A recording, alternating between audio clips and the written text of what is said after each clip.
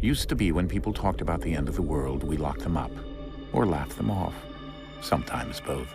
But we never took them seriously. Maybe we should have. But I'm getting ahead of myself. Better to start at the beginning, with the abduction of Desmond Miles, my son. This boy had no ambition, no direction, no plans for the future. What he did have was a heritage, one he chose to deny. It nearly cost him his life.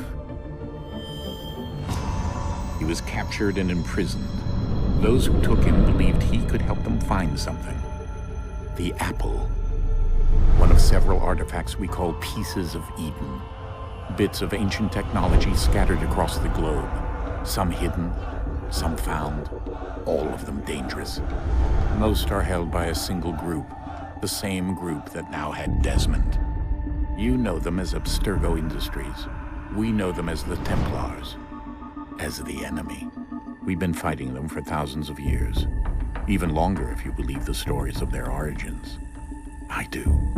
After all, I've seen the truth. That's the beauty and the horror of the Animus. A device that allows us to enter and experience the lives of our ancestors. It holds the power to change everything, to show us history the way it really happened. Up until its creation, to the victor went the spoils, went the truth. We're trying to fix that, to free minds and bodies both. But there's only so much that we can do, and the Templars have the upper hand these days. But something larger than the Assassins and Templars is approaching, bigger than all of us. And if we can't find a way to stop it, these next few weeks will probably be our last. Everyone's last. In the end, it all comes down to him. To Desmond. Through the Animus, he discovered his heritage, explored the lives of his ancestors, and uncovered their secrets.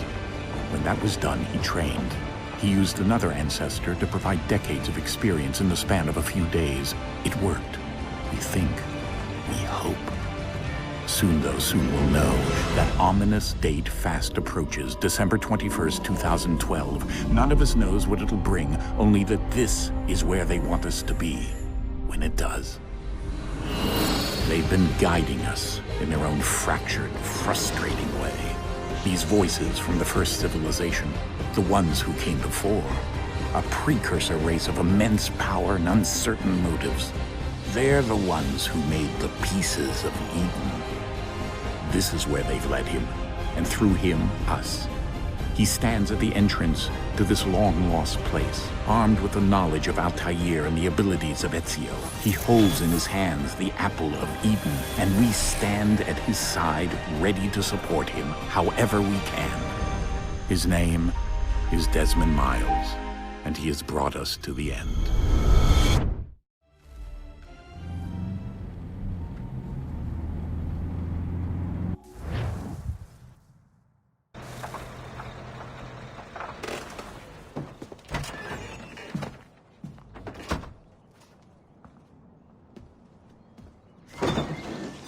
We're here.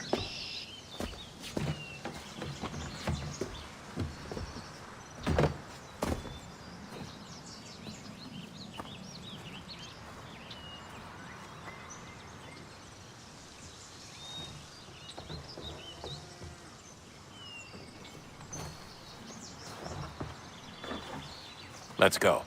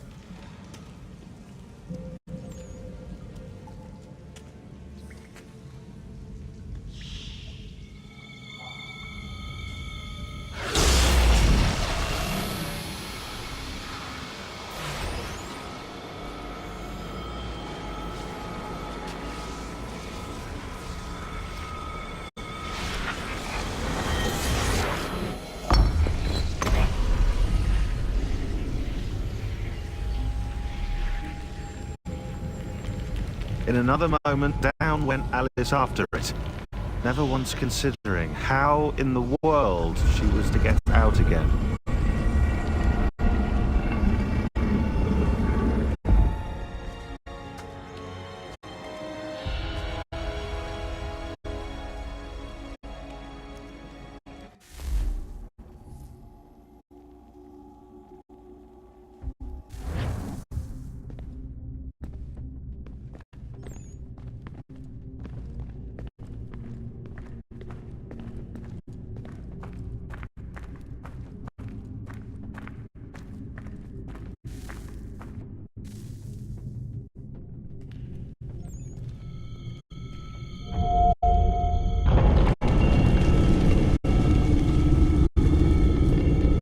I think we're here.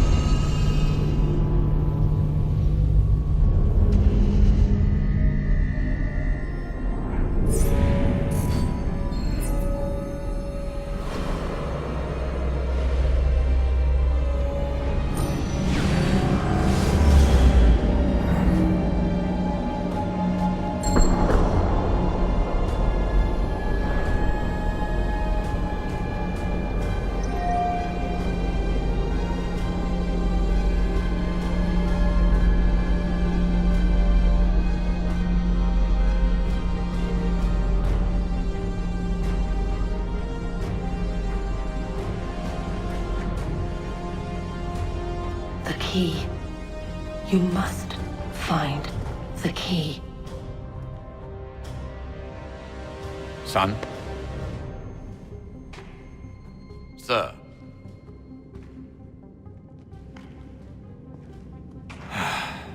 Here we go again. Desmond? Do you hear us? Yeah. What happened? The temple triggered a bleeding effect. You collapsed and entered into a fugue state. So naturally, you dropped me into the Animus instead of, I don't know, making sure I was okay? You weren't in any danger. Besides, the temple appeared to be communicating with you, and I didn't want to risk severing the connection. At least not until we knew what it wanted. Right. Of course. Son, No, it's fine. I get it. And I know what I'm looking for, by the way. It's a key. Just no idea where it is, though. Guess that's why she triggered the bleeding effect. She? Juno, Dad. She's talking to me. Okay, Desmond. While you were, visiting Constantinople, we picked up a software update for the Animus. I'd like to run a couple of quick tests, make sure there aren't any major issues. All right. What do you need me to do? We'll start simple. Walk to the marker over there.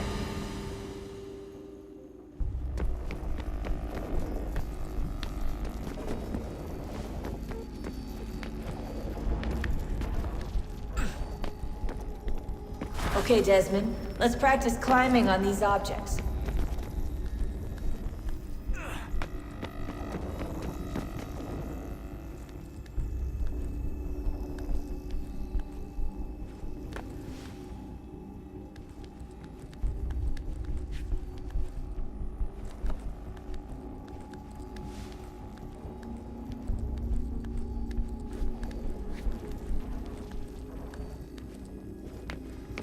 Run your way through this little obstacle course.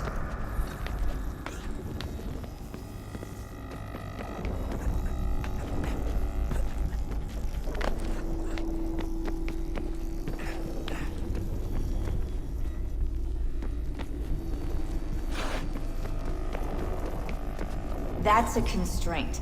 These are optional objectives that raise your synchronization rate. All right, Desmond, follow the on-screen instructions and kill the 2 Templars.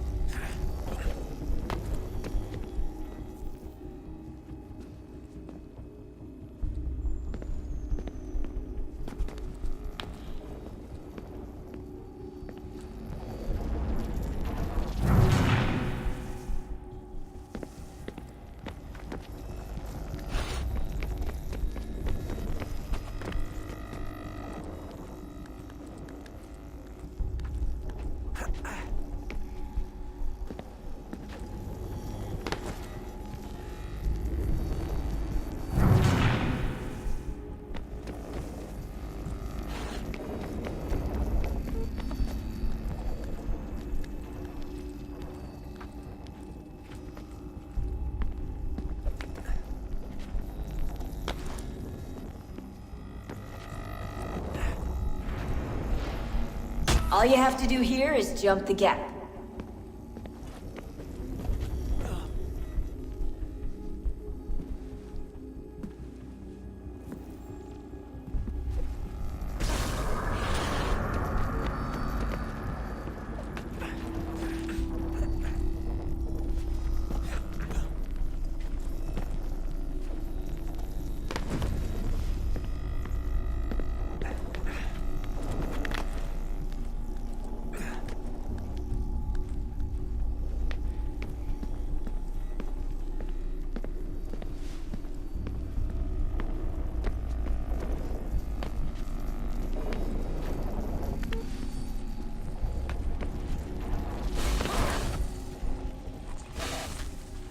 Synchronization levels look good now.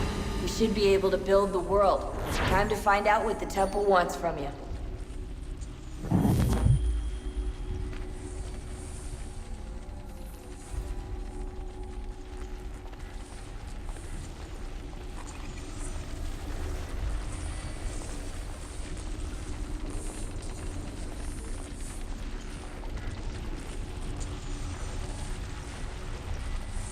Sir?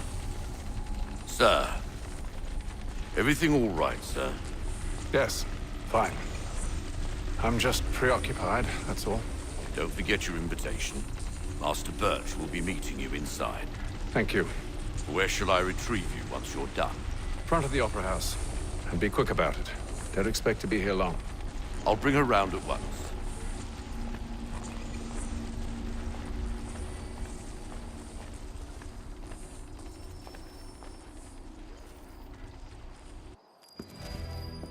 Invitation, please.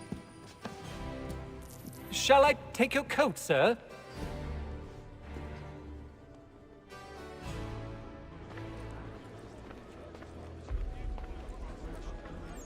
Ladies and gentlemen, you are requested to kindly find your seats.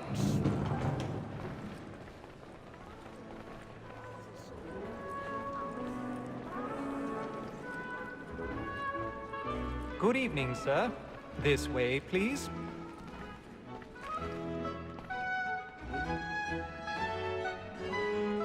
My apologies.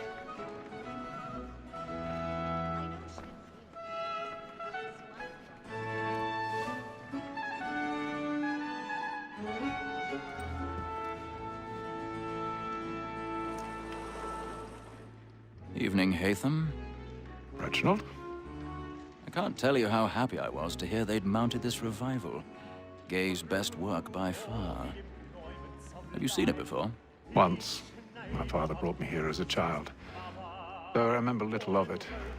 I don't suppose tonight will afford me the luxury of a proper viewing either. No, I'm afraid it won't. On to business then. Do you see him? And a statesman because he's so great thinks his trade as honest as mine.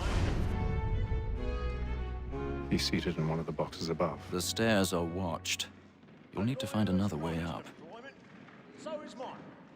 Like me too. I already have. Double capacity, both against roads and for them. For 'tis but fitting that we should protect and encourage cheats, since we live by 'em. Sir, Black Mall that set word of trial comes on in the afternoon. And she 1,000 pardons. My apologies. As the wench is very active and industrious, you may satisfy her that I'll soften the evidence. Okay, sir, he's found A lazy dog.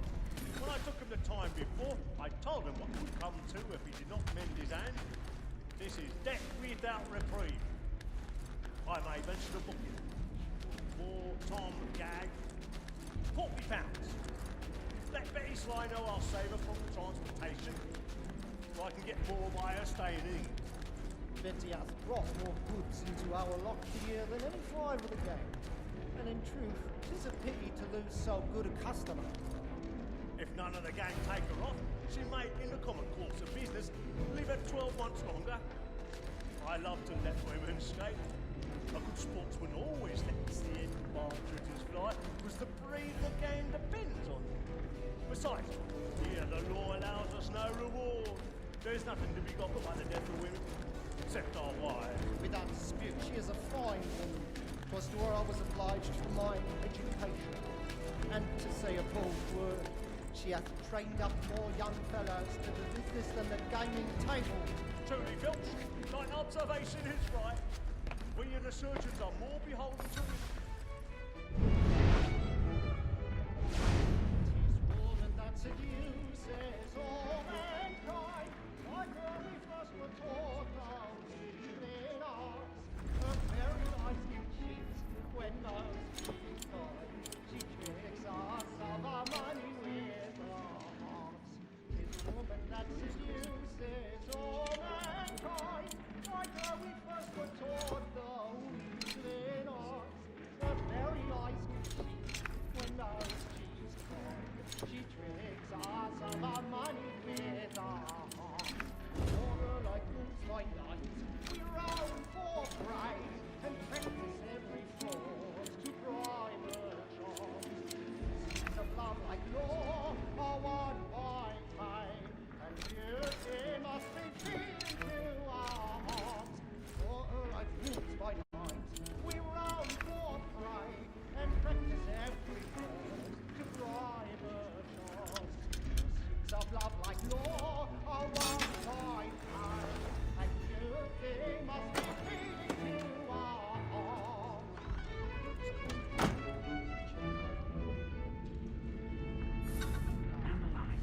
Platinum plates.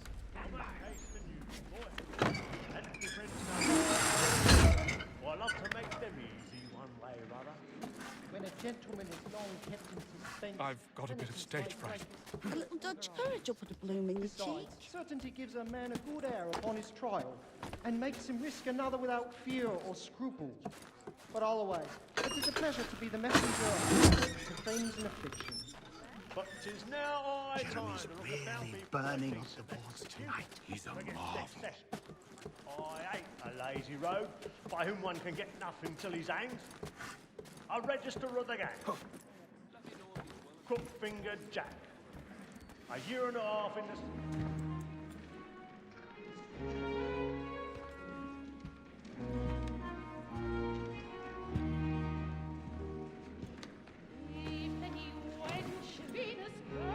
Hatham.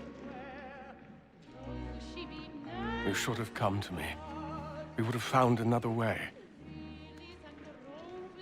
Yes. But then you would have known. For what it's worth, I'm sorry. As am I.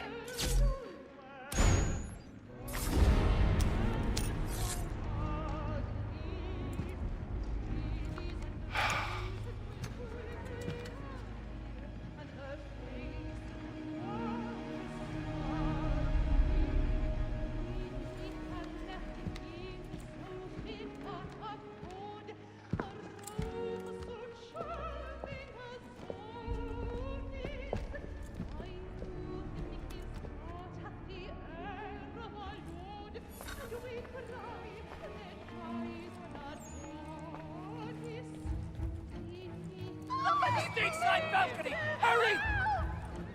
Come, please! Over there! That's the one that did the murder! That man there! Seize That him! man was killed in the upper balconies. Oh, But my. I've done no wrong. I swear Search it. him. Any weapons? I beg your pardon. They find Did the you killer. Please, please. That's a opera. Order! We must have order! Order! We must have order!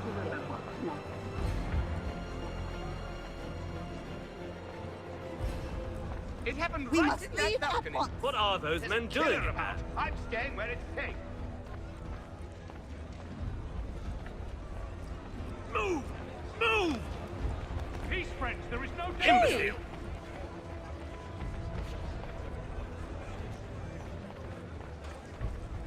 Where are you going?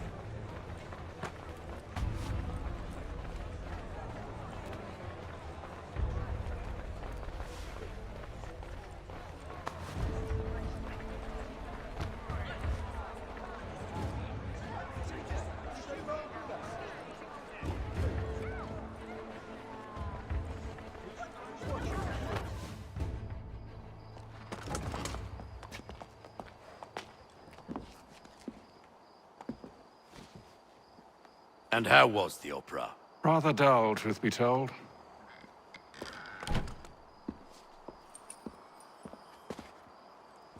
Shall we be off then? Aye. To Fleet and Bride. By your command.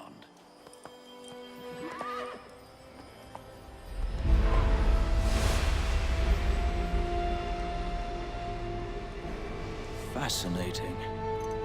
Gentlemen, I hold in my hand a key.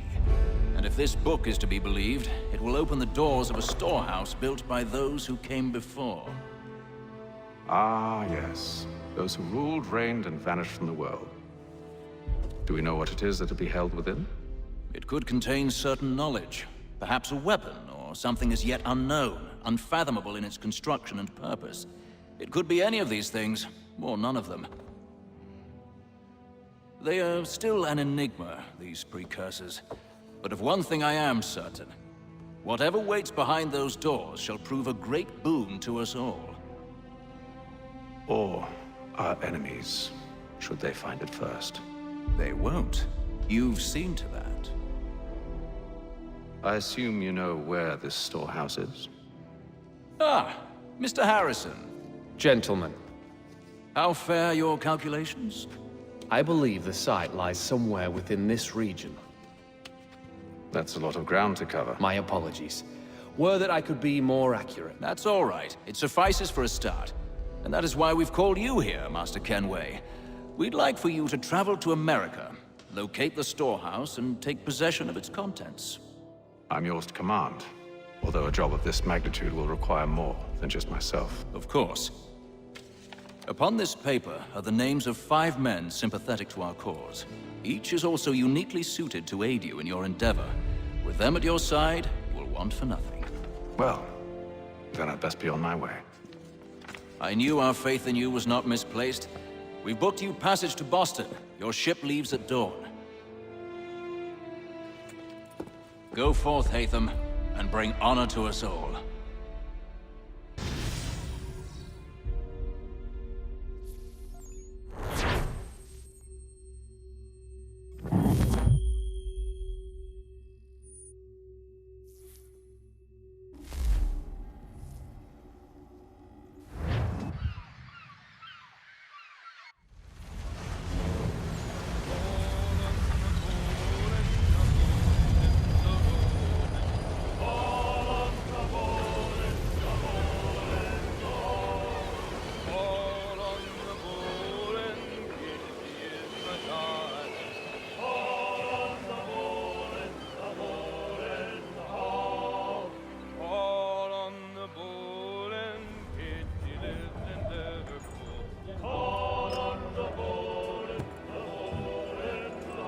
Some fresh air might do me good.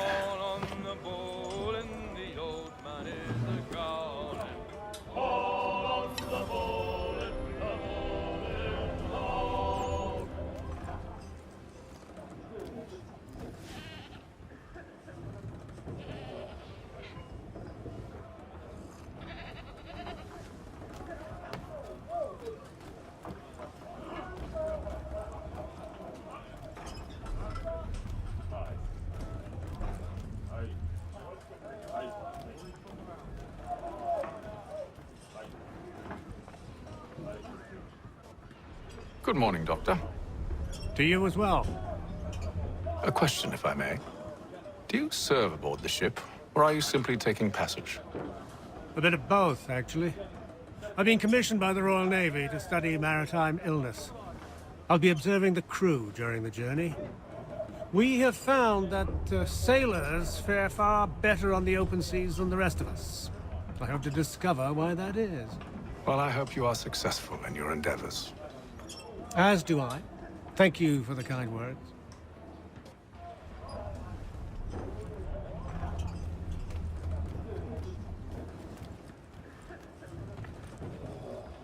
A moment to talk? Ah, a fellow Londoner. Good to see I'm not the only man of means aboard. Rupert Martin, pleased to meet you. Haytham Kenway.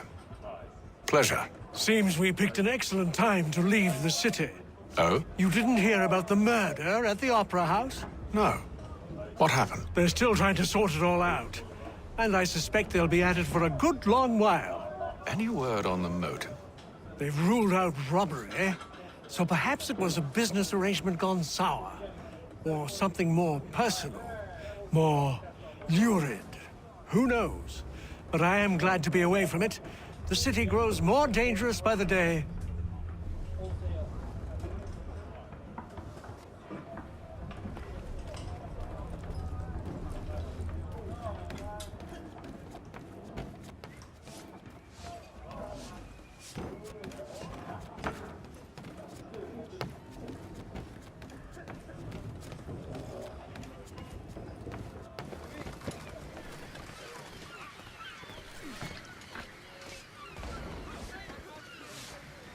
Captain? Mr. Kenway. I just wanted to thank you again for taking me aboard, and apologize for any inconvenience it may have caused. Inconvenience would be an understatement. I'm sorry, I don't follow. My ship was held in port for 2 days that we might accommodate you. I lost several contracts as a result. I had no idea. Of course not. You nobles are all the same.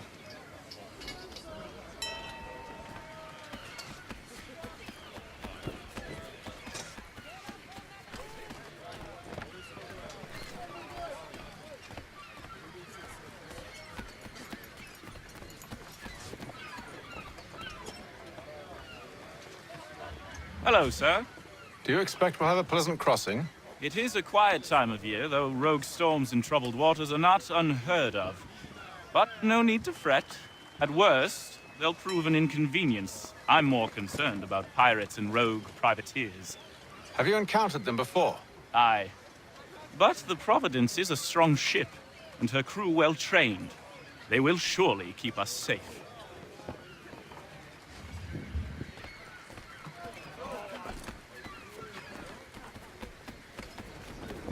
And then all will be well.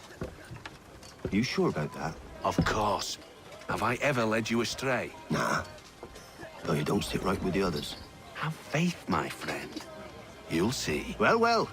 Seems our esteemed guest has deigned to grace us with his presence. You might want to head back to your quarters. Top deck's no place for tender parnells. So I thought. And yet here you are. Fancy yourself a joker, eh? Let's see how funny you find this. That's enough, Graves. Stay out of this.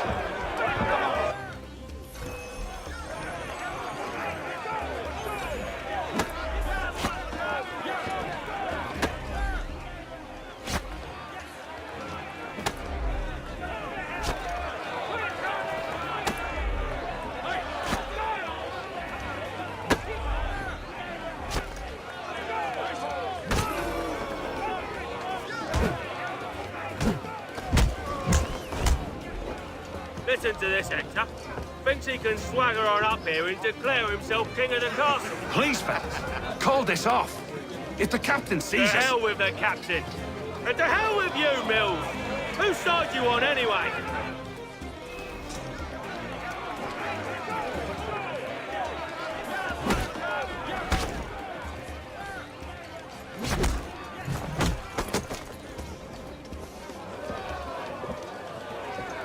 I'm ready to go again if you are. This is unwise. Why is that? You think I'm afraid of you? No, but you should be.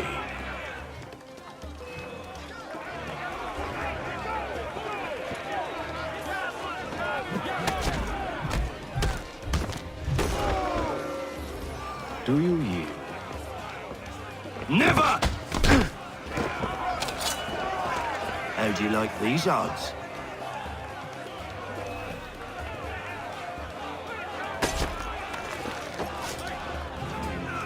What's the meaning of this? Captain! Explain yourself at once, Mr. Kenway. These thought we were simply passing the time with a bit of sport, Captain. How about you pass the time by doing your goddamn jobs instead? I wasn't aware I was paying you to loll about.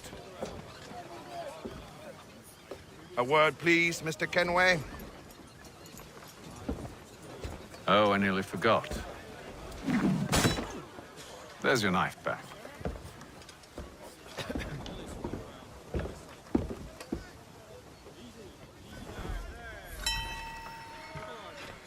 I don't care for you, Mr. Kenway. I've had nothing but trouble since you came aboard. Your problems have nothing to do with me. I beg your pardon?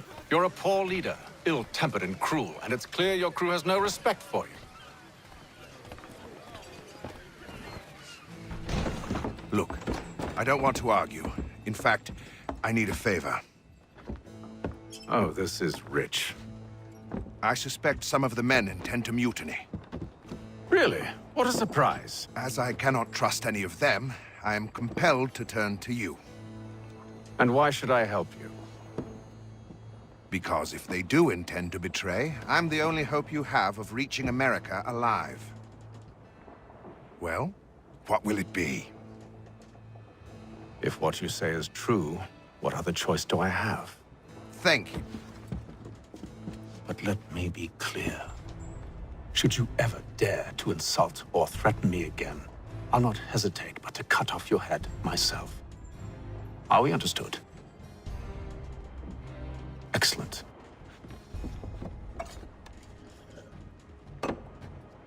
Good day.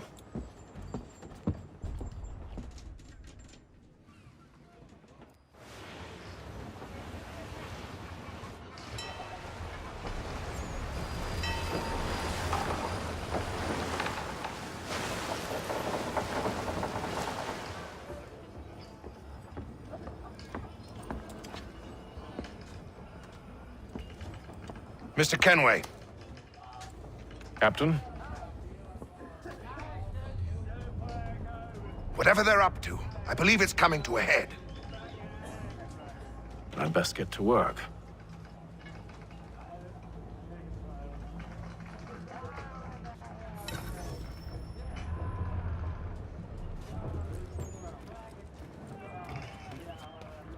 He's cut our rations again. Claims we're not provisioned for such luxuries. It's not right that you should land and wine. Won't hardly take his hat off. You looking for another fight? That it? We can't see him watching. Quiet! Go away. Here it comes. Make like you're working.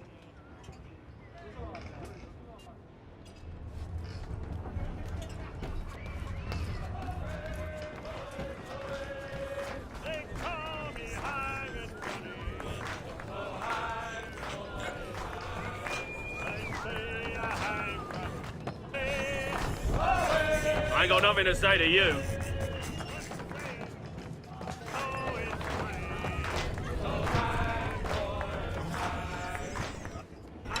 Quite the basting you gave Graves and Quill. Wasn't by choice. Aye. Blockheads, the both of them. Where are my manners? Louis Mills. Pleased to meet you. Hatham Kenway. So, should I be watching my back? I think the boys learned their lesson. They're normally not so nasty. Honest, it's just the past few crossings have been a bit rough. Oh? Captain's trying to cut costs. Reduced rations, lower wages, more dangerous cargo. It's put the crew on edge. Is there cause for concern, then? Not if I can help it. But the captain needs to think about the way he treats his men.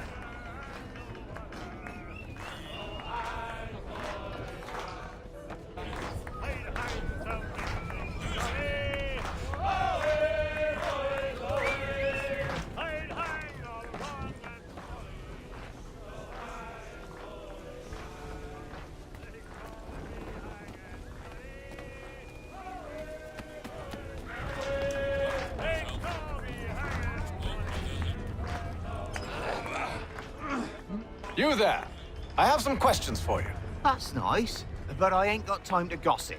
Probably wouldn't have anything useful to share anyway. You want information? Try the cook or the doctor. Everyone's always chatting them up. The shifty fella won't hardly take his hat off. Keeps his face in... Quiet! Here he comes. Make like you're working. Doctor, if you have a moment. Have you taken ill? Oh, nothing like that. I was wondering if you'd heard any rumblings of trouble aboard. What sort of trouble? Unusual complaints or grievances? Men taking issue with the captain or You the sound passengers? just like James. Like I told him, I've been much too busy with my research to notice anything not work-related. And where might I find James? The galley's your best bet. Now, if you'll excuse me...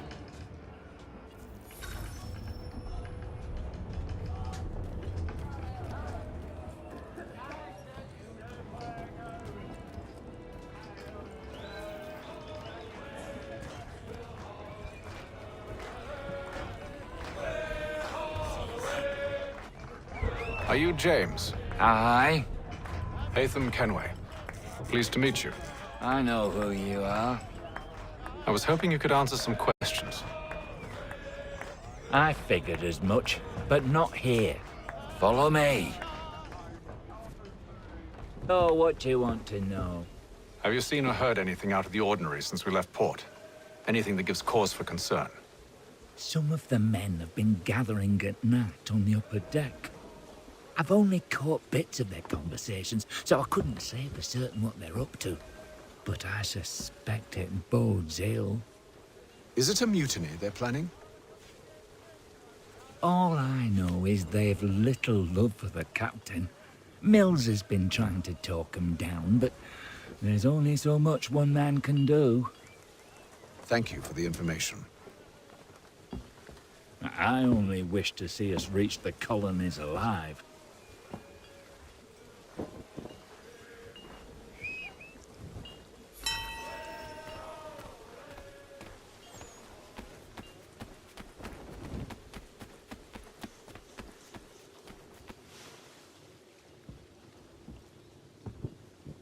Evening, sir. How are things? Calm and quiet. Just the way I like it. What brings you topside? Thought I'd wander a bit. Stretch my legs. That's all. Take care where you tread. The deck hides all manner of danger in the dark. What was that? Someone's throwing cargo overboard. But why?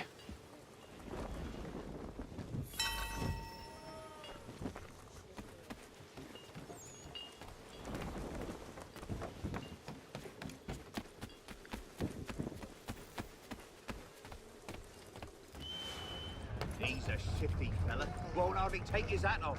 Keeps his face hidden too, so we can't see him. Quiet! Here he comes. Make like you're working. Quite the basting you gave Graves and Quill. Wasn't by choice.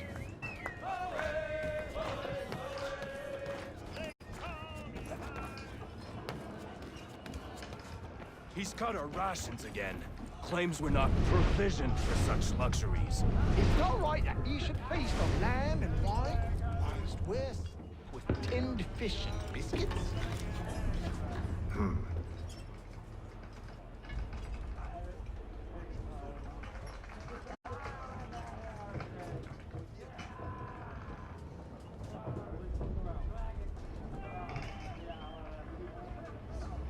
Curious. Most curious.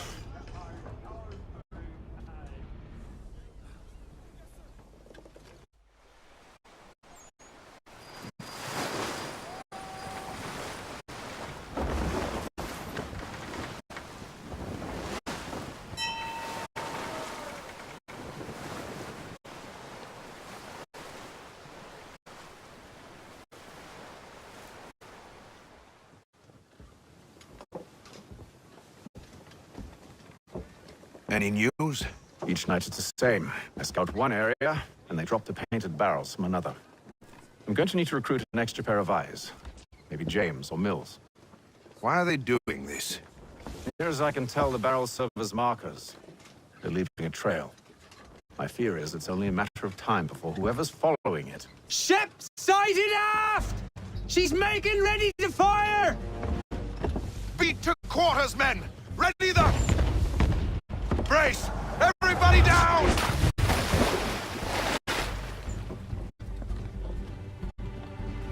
A warning shot! Seems they don't mean to sink us, board us instead! Man the cannons! Make ready to fight! I want you below decks! Why? Let me help you secure the ship. Do you know how to rig a sail? To load a cannon? To wage war at sea? I didn't think so. Now return to your cabin, or do I need to have you escorted?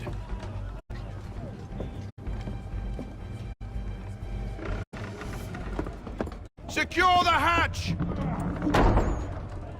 Haytham. Have you been topside? A ship's appeared and means to board us. It's strange. There's no sign of mutiny aboard. Doesn't make sense. Ah, but it does. What do you mean? Did you think you could escape from London so easily after what you did at the opera? That we wouldn't notice? That we wouldn't follow? Ah. So that's what this is about. Surrender, and I will see that you are treated with honor. If you wish to treat me with honor, give me a sword. Are you sure this is how you want to play it?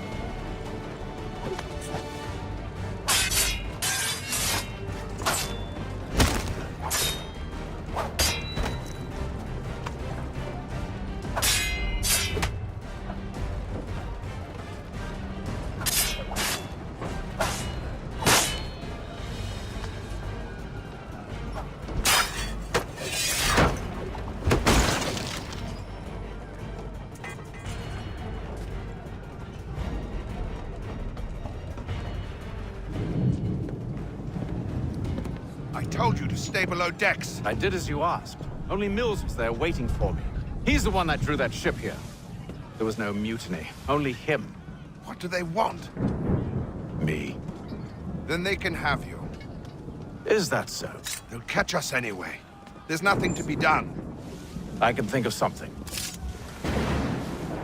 You wish us to sail into the storm? It's our only chance. I won't do it. Then I will. All right, all right.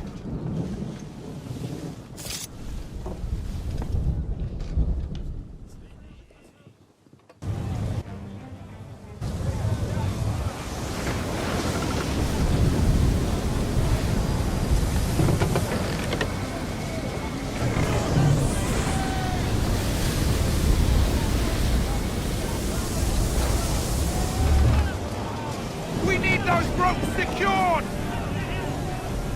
I told you this was madness. Calm yourself. I'll fix your sail for you.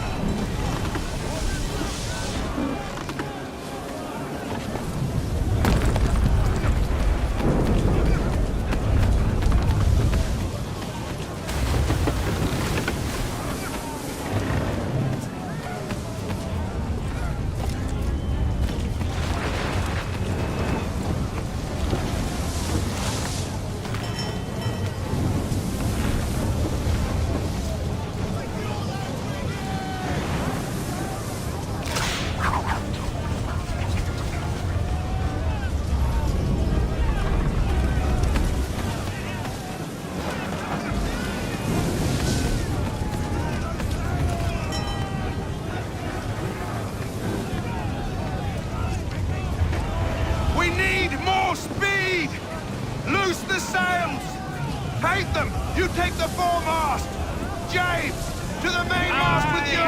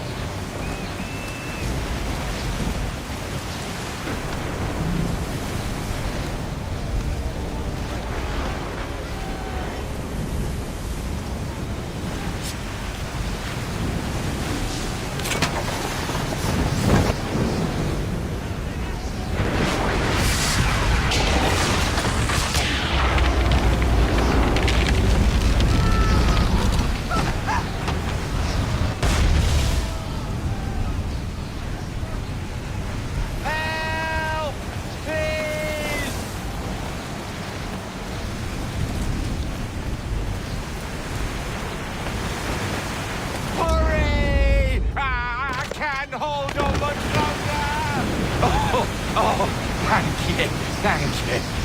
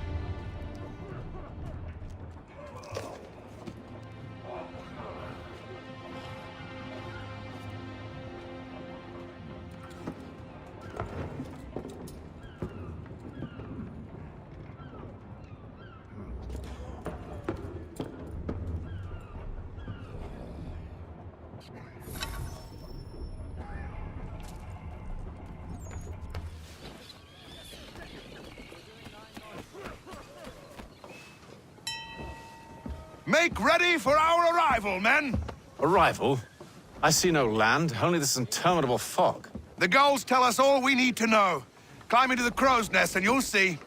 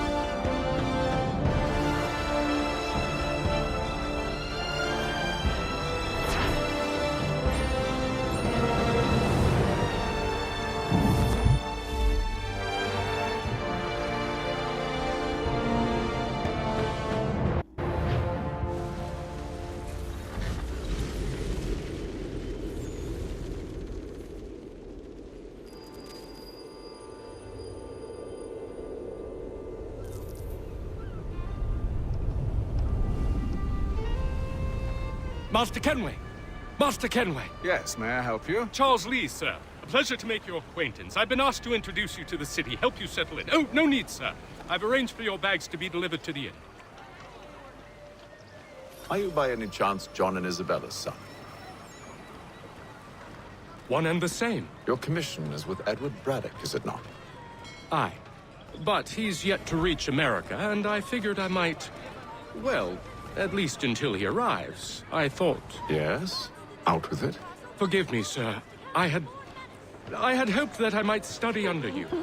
If I am to serve the Order, I can imagine no better mentor than yourself. Kind of you to say, but I think you overestimate me. Impossible, sir. This way. Thief! Someone stop him!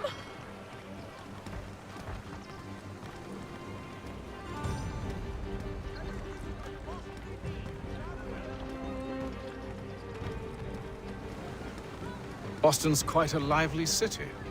There's all manner of things to see and do. Once you've settled in, I suggest you take some time to walk the streets. Who knows what opportunities you might discover. Hold a moment. I need to fetch a few things before we get to work. I'll arrange for horses while you do that.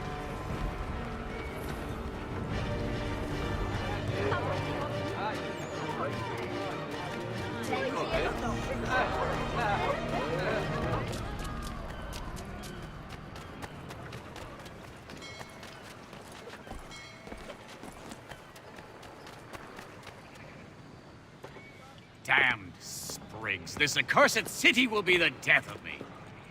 You seem troubled, friend. That's because I am. Greatly so, in fact. What's happened?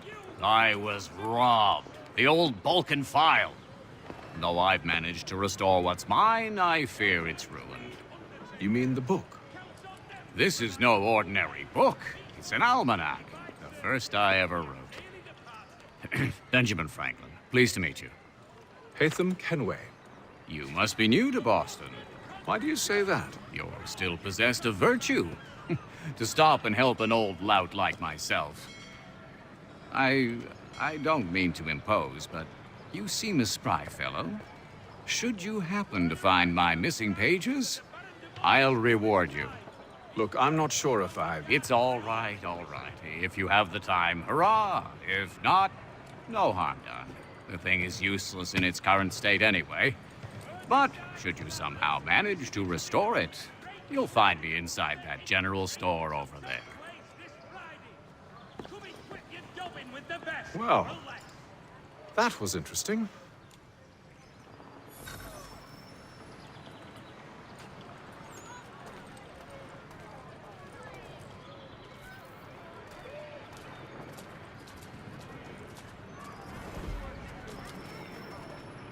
The Plough is pleased to announce the opening of its new dining hall. Whatever the occasion, if you've a party, we've the space.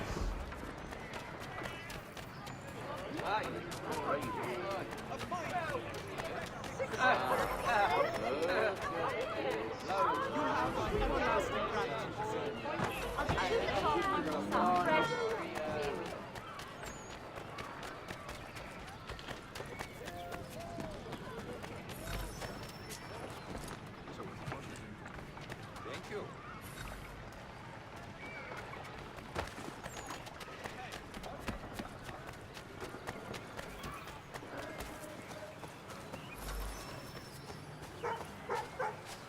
You have my everlasting gratitude, sir.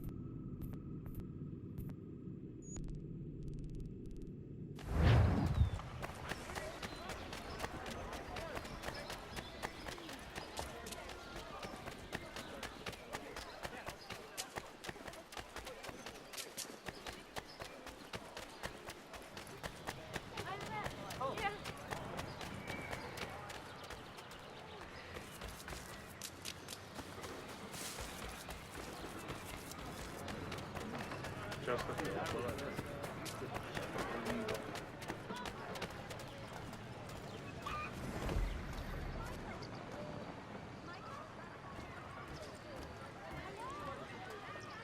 the best rates in transatlantic shipping, contact Wells.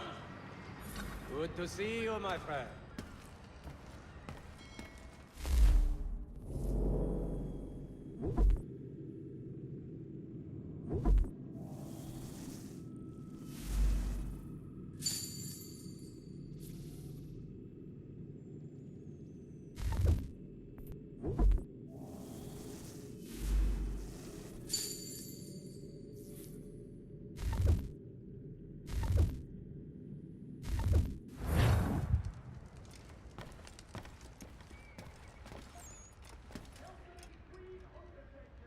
Count on them to provide the full range of peaceful, dignified services for your dearly departed.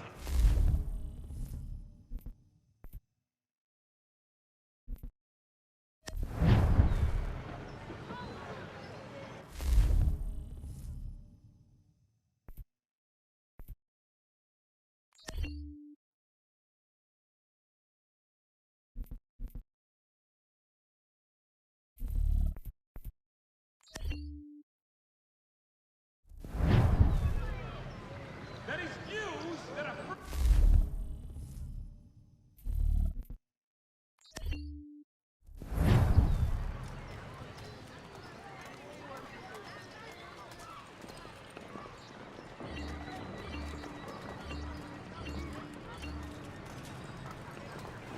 Merseyside Saddlers wishes We ride for the Green Dragon Tavern.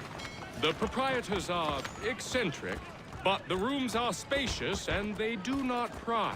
Have you been told why it is I've come to Boston? No, Master Birch said I should know only as much as you saw fit to share. He sent me a list of names and bade me ensure you could find them. And have you had any luck with that? Aye. William Johnson waits for us at the Green Dragon. How well do you know him? Not well, but he saw the order's mark and did not hesitate to come. Prove yourself loyal to our cause, and you may yet know our plans as well. I should like nothing more, sir.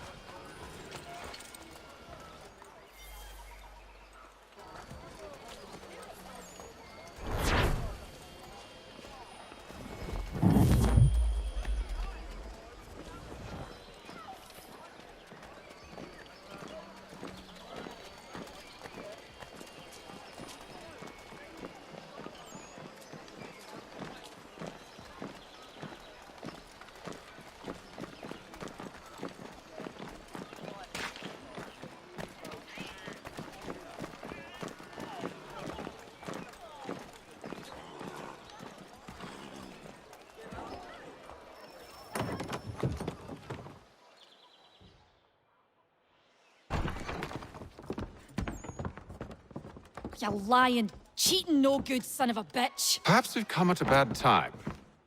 Oh, don't be foolish, dearies. Please, sit. Fancy something to eat? A drink, perhaps? Or is it a bed you require? We've already let rooms here. Oh, yes. Of course. Masters Lee and Kenway, was it? I'll have your bags brought up.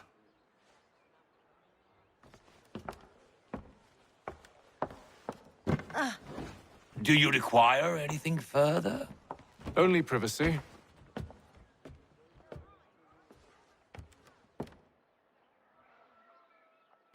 This way.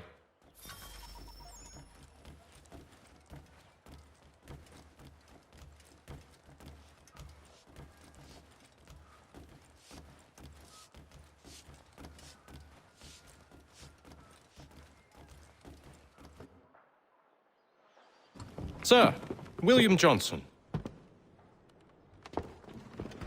A pleasure. A good lad, if a bit earnest.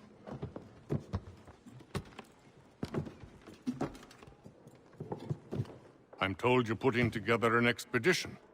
We believe there's a precursor site in the region. I require your knowledge of the land and its people to find it. Sadly, my research has been stolen. Without it, I'm of no use to you. Then we'll find it. Do you have any leads? My associate, Thomas Hickey, has been making the rounds. He's quite good at loosening tongues. Well, tell me where I can find him. I'll see if I can't speed things up. We've heard rumors of bandits operating from a compound southwest of here. You'll likely find him there. Charles? Sir. We'd best be off. Of course.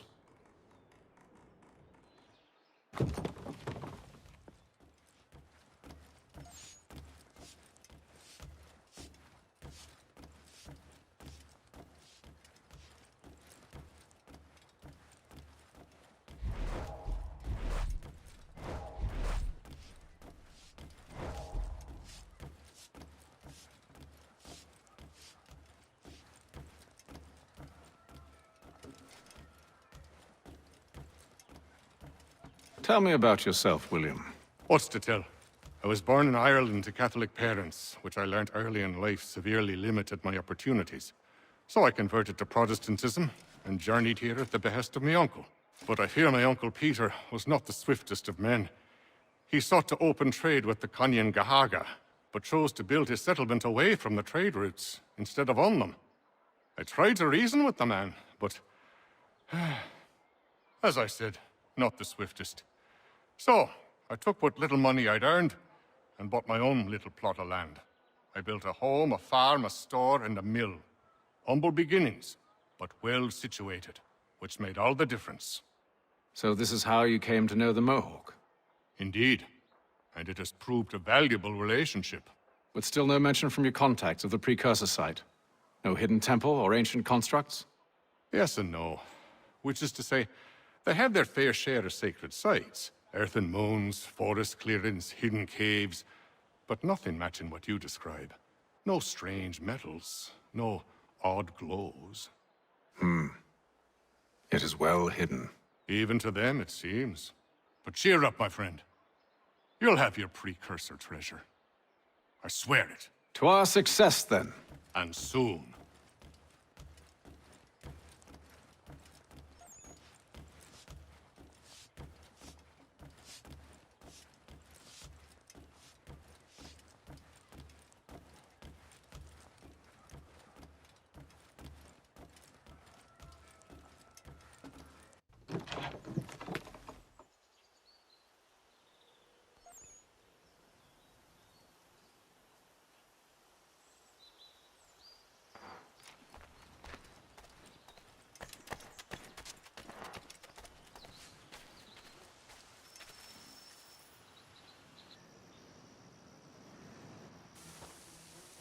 Thomas Hickey?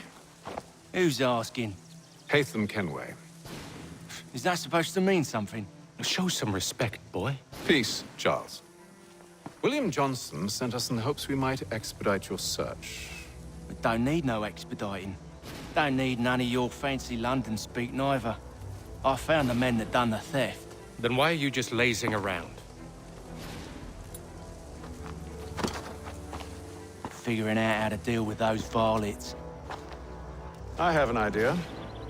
Well, let's hear it. I'll kill the lookout, take up a position behind the guards. You two approach from the front. When I open fire on the group, you charge in. We'll have the element of surprise on our side. Half will fall before they've even realized what's happened.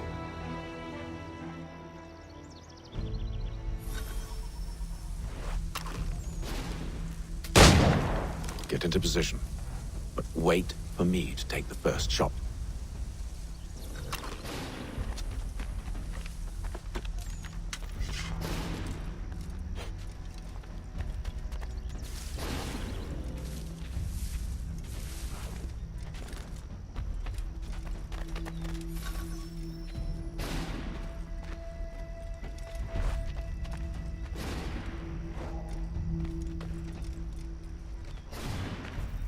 Go on now, or you make us mad.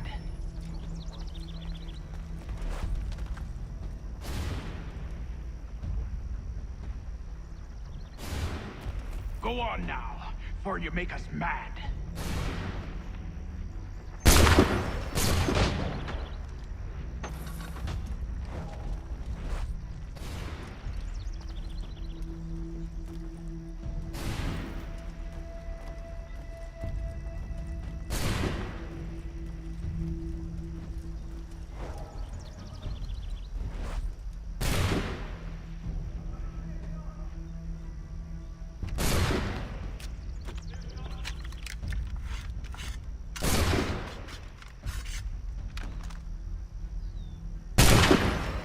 So much for the element of surprise. Reinforcements!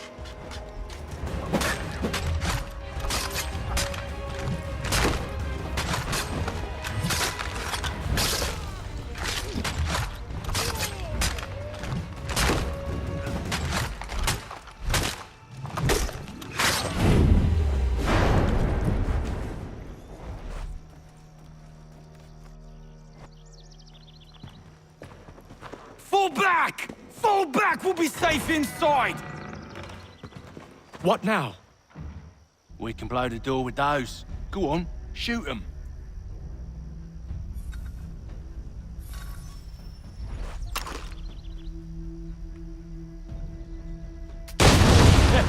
On with the show then.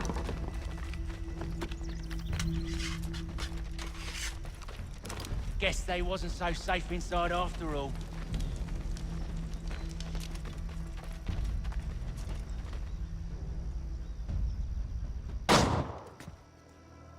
Lay down your weapons, and I'll consider letting you live. I make you the same offer. We've no quarrel. I only wish to return this chest to its rightful owner. Nothing rightful about Mr. Johnson. I won't ask again. Agreed.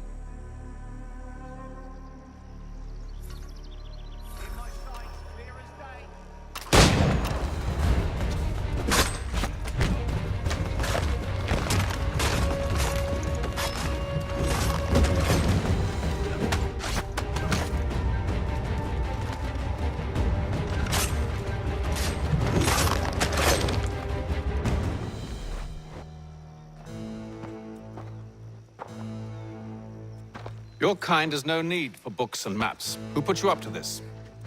Never seen a person. It's always been dead drops and letters. But they always pay, so we do the jobs. Well, those days are done. Tell your masters I said as much.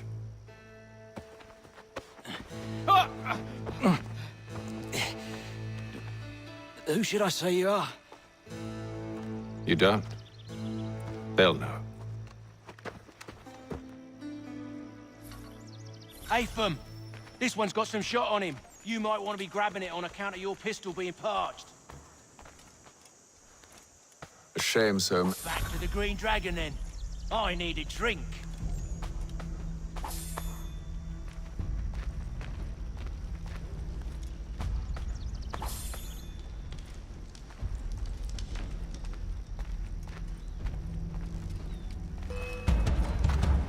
Don't let go of the chest, Charles. We'll take care of this rabble.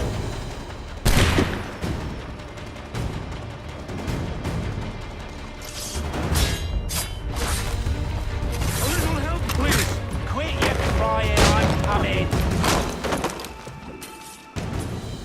Wait, them bodies is sure to have loot on them. Would be a shame to let it all go to waste. Are you mad? In case you've forgotten, we're in the midst of something. Aw, why'd you always gotta go and spoil the sport?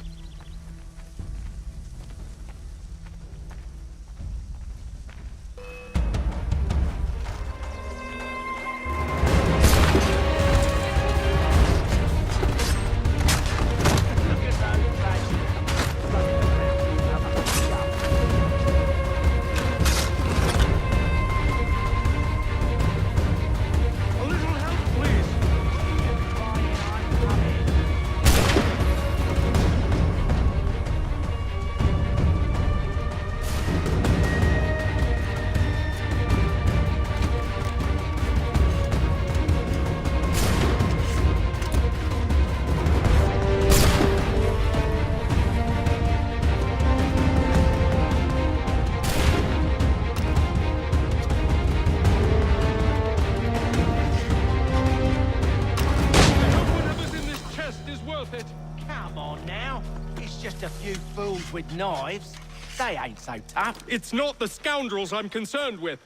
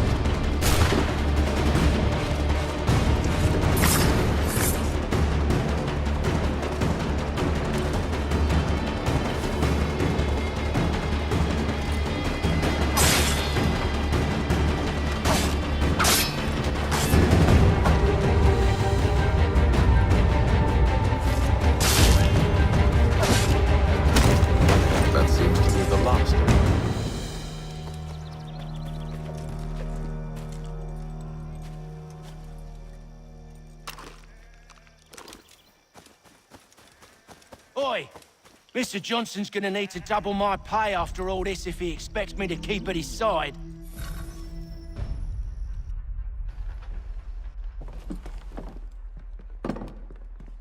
There you are.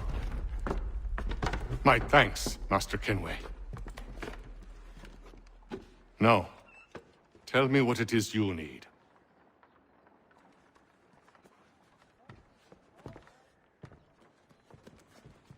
The images on this amulet, are they familiar to you?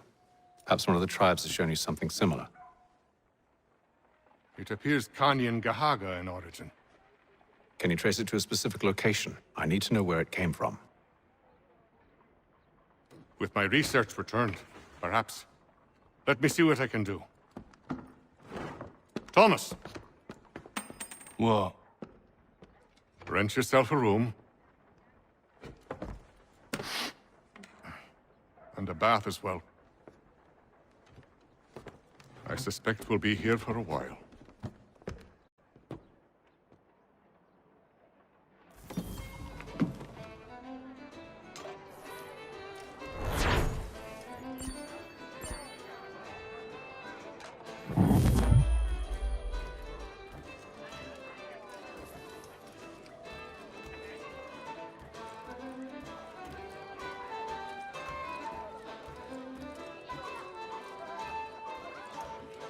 Should not be much longer.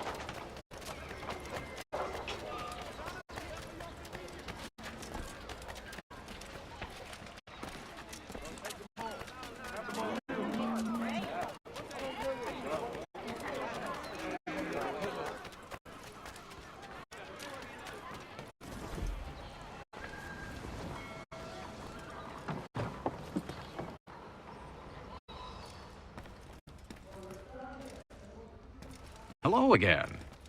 More almanac pages? Not quite. It's a treatise, actually. Oh? Concerning what?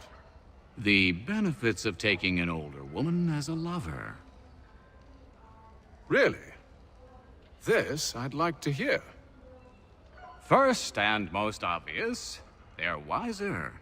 And so this makes for far more stimulating conversation. Makes other things more stimulating as well, but more on that in a moment. All right. Your argument for experience makes some sense. Second, when beauty fades, women must improve their utility, lest they be discarded and forgotten. Rare is an old woman who is not also kind, compassionate, and good. That's something of a generalization. But also true. Now, on to the third. Older women cannot conceive, which means one less thing over which to fret. In fact, you also decrease the chance of acquiring something like the French pox, its presence clearly visible, or the woman dead. And should one desire a child? Then make a young woman your wife. Let the older one be a mistress. And that brings me to my fourth point. With age comes prudence. An older woman is less likely to reveal your indiscretions. Yes. I suppose you know quite a bit about that. And proud of it, thank you. As to the fifth reason, because in every animal that walks upright, the deficiency of the fluids that fill the muscles appears first in the highest part. The face first grows lank and wrinkled, then the neck, then the breast and arms. The lower parts continuing to the last as plump as ever, so that covering all above with a basket, and regarding only what is below the girdle, it is impossible of two women to know an old from a young one. And as in the dark all cats are gray, the pleasure of corporal enjoyment with an old woman is at least equal and frequently superior, every knack being by practice capable of improvement. You mad bastard! Well, it's true, and believe me, I should know. I've sampled a great many. You should try one as well. Like a fine wine, they only improve with age. Although I suppose if left unattended too long, some have a tendency to sour. And that, my friend, is a most unpleasant experience. Better to work in a field often plowed, you know? Is there more? Indeed, indeed. The sixth is this. The sin is less. To take a maidenhead is a great responsibility. Mishandled, it can ruin lives. No such risk with an older woman. And this implies the seventh. Younger women are more given to compunction. Anxiety and unease are not present in the more aged and experienced. And as to the last of my reasons, well, it's really quite simple. Older women are so very grateful for the attention. You make a compelling argument, Mr. Franklin. I might just have to run a few tests myself. I highly recommend it.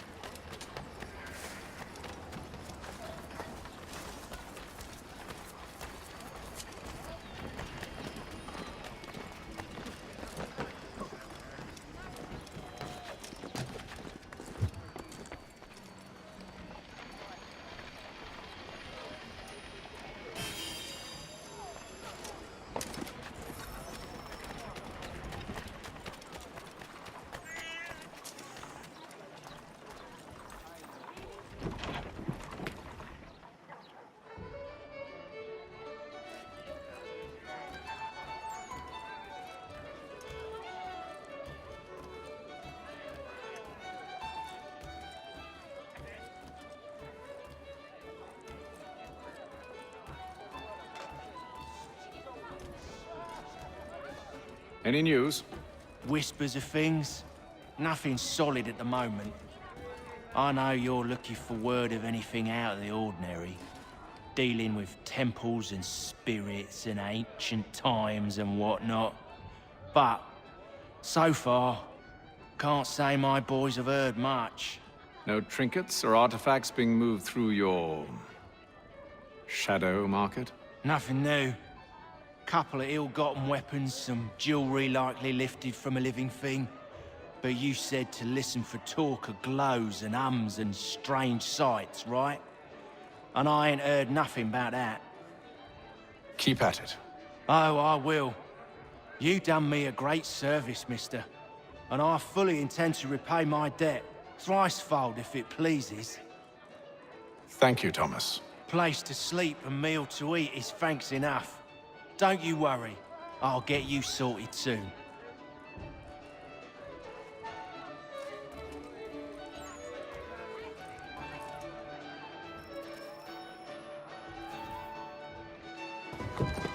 Evening, gentlemen. Charming. Oh, peace, Charles. He'll grow on you. Oi! Catherine, you fussock! Get back here! Daddy needs a drink. How fares the search?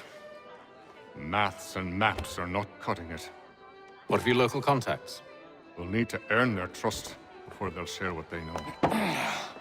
I have an idea on how we might be affecting that. There's a man who's taken to enslaving natives. Rescue them, and they'll owe us.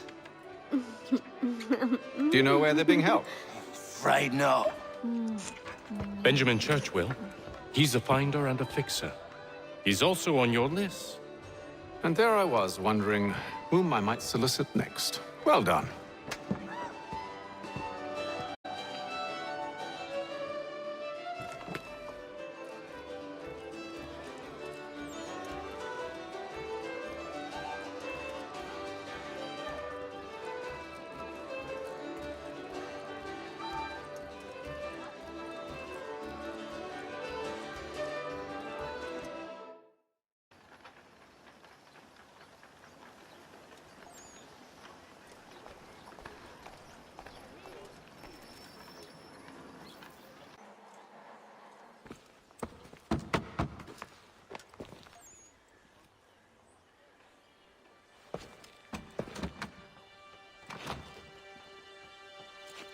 Wonderful.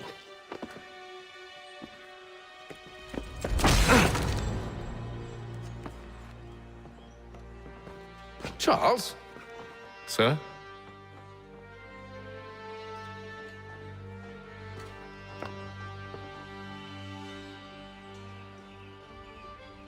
Seems like we're not the only ones looking for Mr. Church. Damn it, he could be anywhere.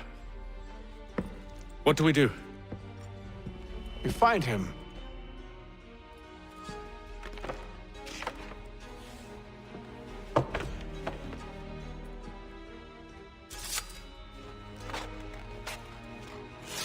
Come. I'll show you how.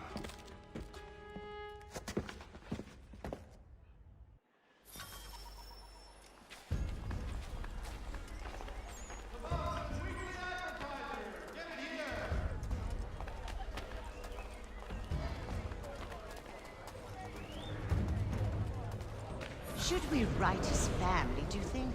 Not our business to meddle, even if we've the best of intentions. But if you could have seen it, they were surely drunk carrying on like that, and during the day, no less.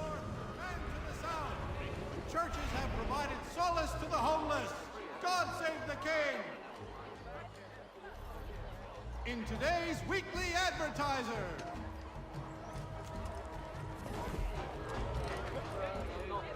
Scandalous behavior from one who aims to be a surgeon. Not likely if he keeps up such carousing. Truly a shameful display. Benjamin's parents would be mortified. Perhaps I should send someone to retrieve him before he damages his reputation beyond repair. They stumbled off to the northeast. No doubt in search of a tavern or some other place of ill repute. Start questioning those on the street. I'm headed for higher ground.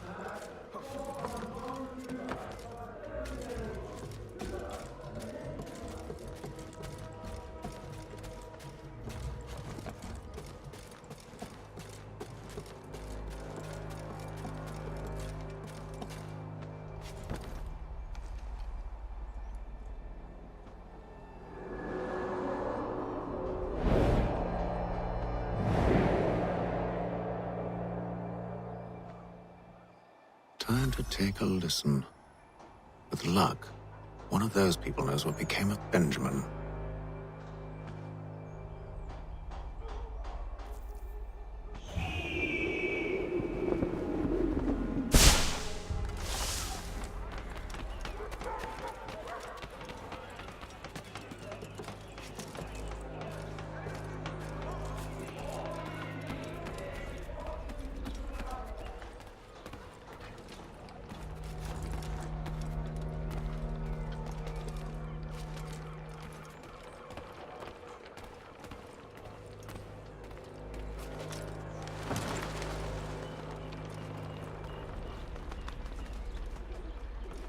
I've asked the criers, but they all plead ignorance. Bugger that!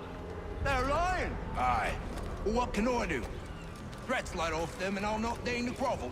Actions speak louder than words, my friend.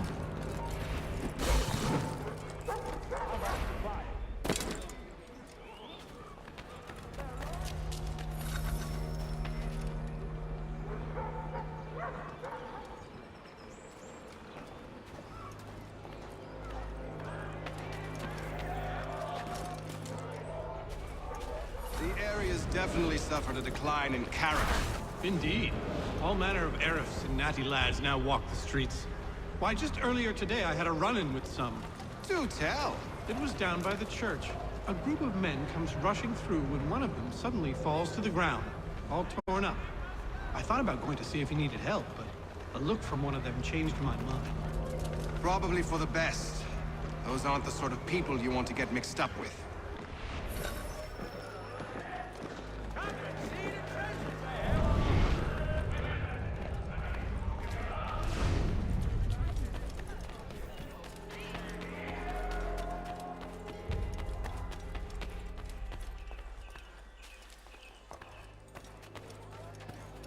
I've asked the criers, but they all plead ignorance. Bugger that! They're lying! Aye. Well, what can I do? Threats light off them and I'll not deign to grovel. Actions speak louder than words, my friend. Arrest one and put him in stocks.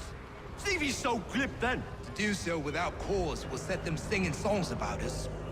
Last thing the city needs is town criers complaining about our abuse of authority. And forget it!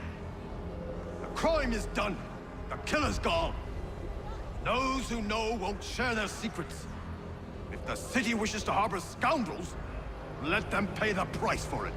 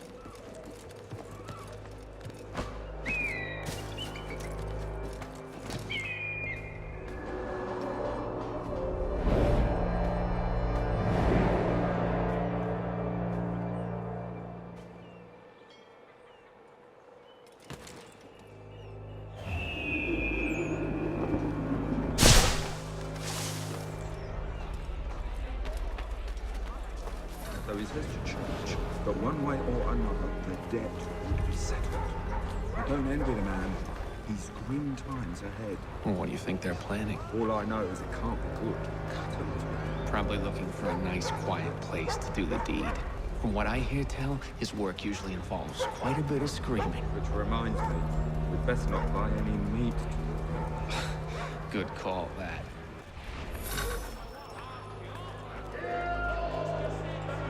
See, Charles? We'll have church in no time, just as I said we would. If I might ask, sir, Where did you learn to do all this? It is a requirement when you are raised in the manner that I was. Perception is fundamental to the Order.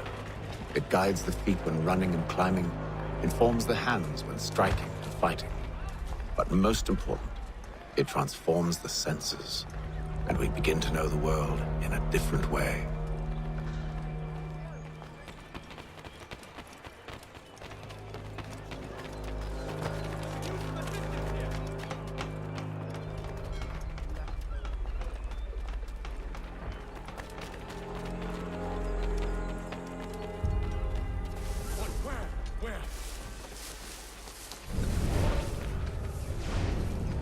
Careful. The place is well guarded.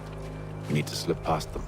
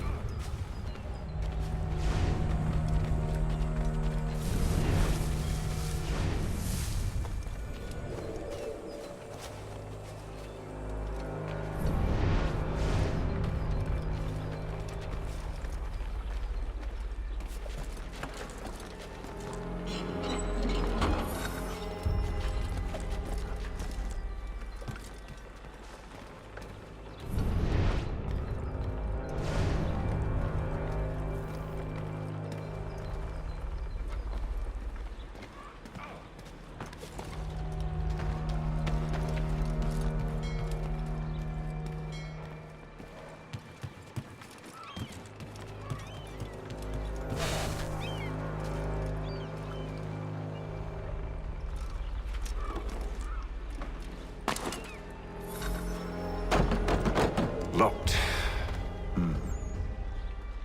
I'll have to find the key. Wait here.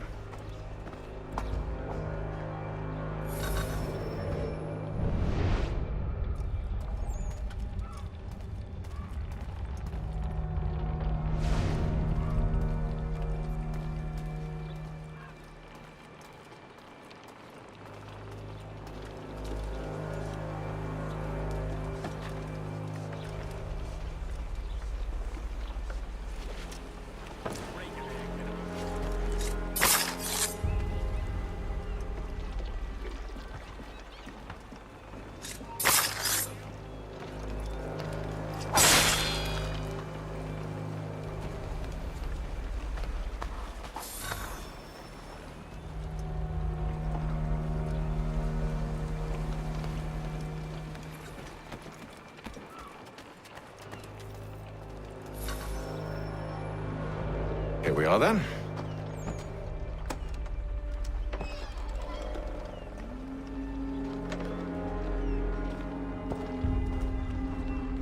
Why must you always make these things so difficult, Benjamin?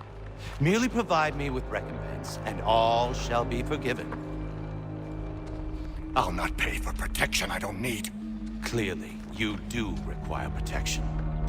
Else we wouldn't be here. How very gauche. Now, what shall we do about our guest? Maybe I take his hands, put an end to his surgery.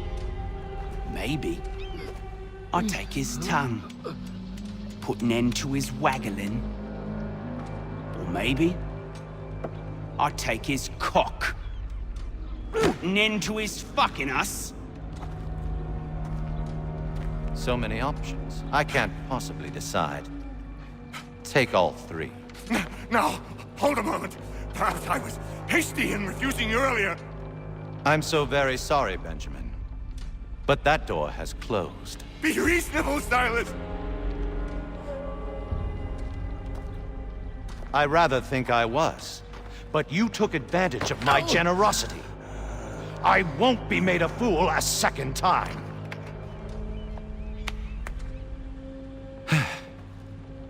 I fear I lack the constitution to bear witness to such barbarism. Come find me when you're finished, Cutter. You'll regret this, Silas, do you hear me? I'll have your head! No. I rather think you won't. Still a minute. I gotta decide where to start. A little bit from here, a little bit from there. Make myself a nice keepsake, I will. You're absolutely mad. Just like all good artists. Ruffian. Commoner's dirt, cutter. And proud of it.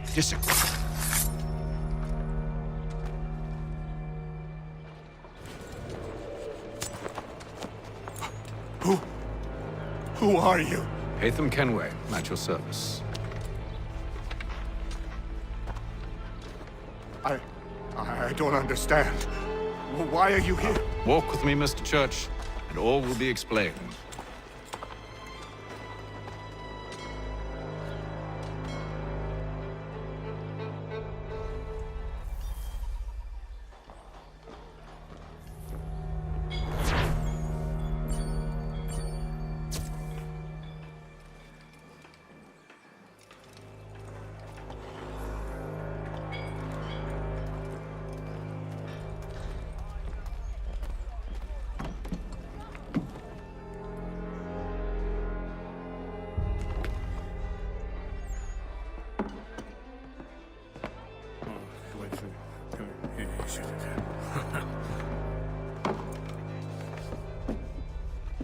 Johnson's told me what you intend. As it happens, the man who held me is the same one that you seek. His name is Silas Thatcher. That fancy lad is our slaver? Don't let his velvet tongue deceive you. A crueler and more vicious creature I've never known. What can you tell me of his operation? He hosts at least 100 men, more than half of whom are redcoats. All this for some slaves? Hardly. The man's a commander in the King's troop, in charge of the Southgate Fort. We need to find a way inside. Let me think on it. In the meantime, I'll attend to our final recruit. John Pitcairn's our man. I'll take you to him.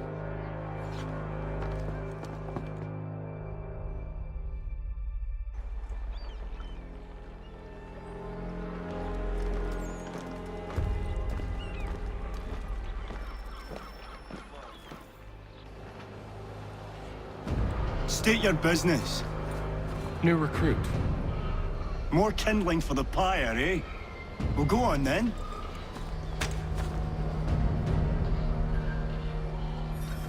How'd you manage that? Did you forget, sir? My commission is with General Braddock. When I'm not attending to you, of course.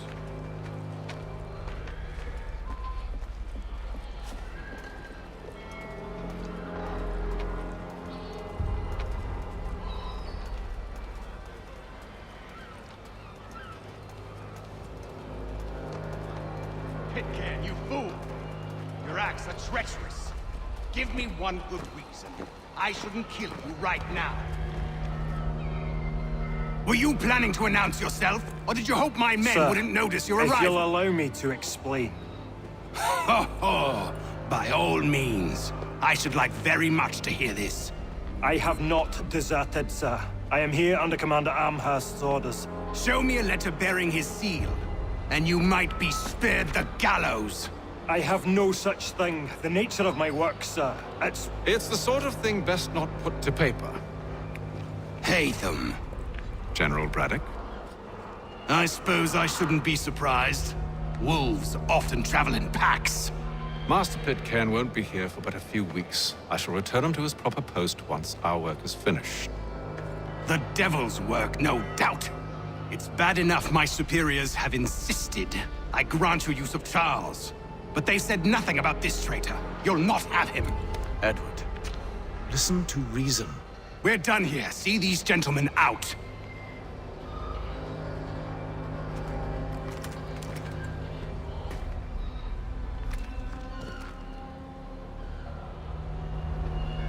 Well, that didn't go as I expected. And to think I used to call him brother. What now? They'll chase us off if we try and return. We're done with this camp. And as luck would have it, so are they. Come along. What are you planning? To steal Master Pitcairn. What? You'll see. Now, when I give the signal, you're to distract Braddock's patrol and lure them into a dead end.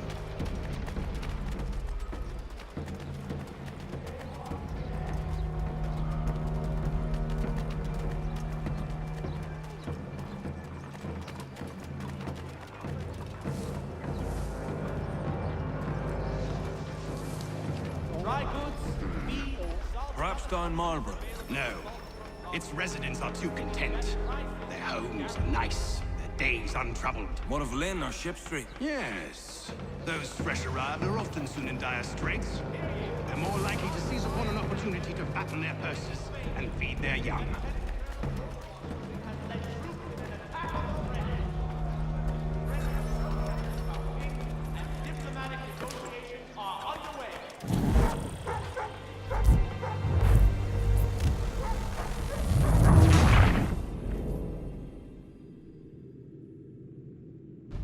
What are you planning? To steal Master Pitcairn. What? You'll see. Now, when I give the signal, you're to distract Braddock's patrol and lure them into a dead end.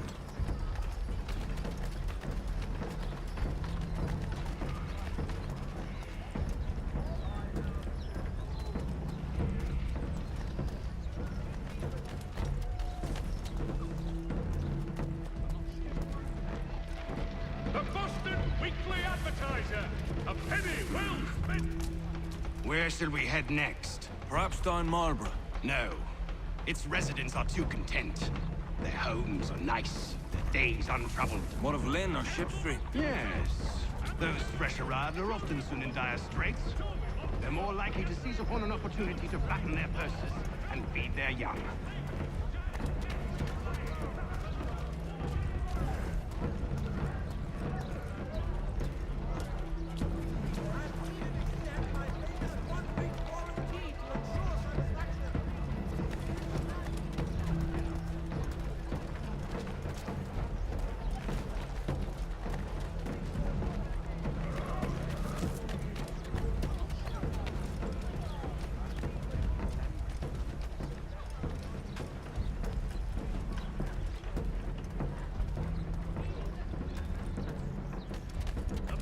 Now! Offers you the finest fare in the city. Come for our famous Sunday roasts, washed down.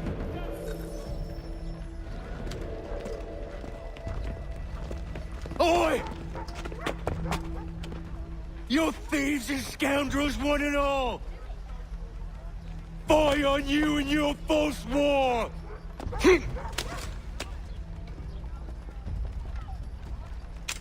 After him!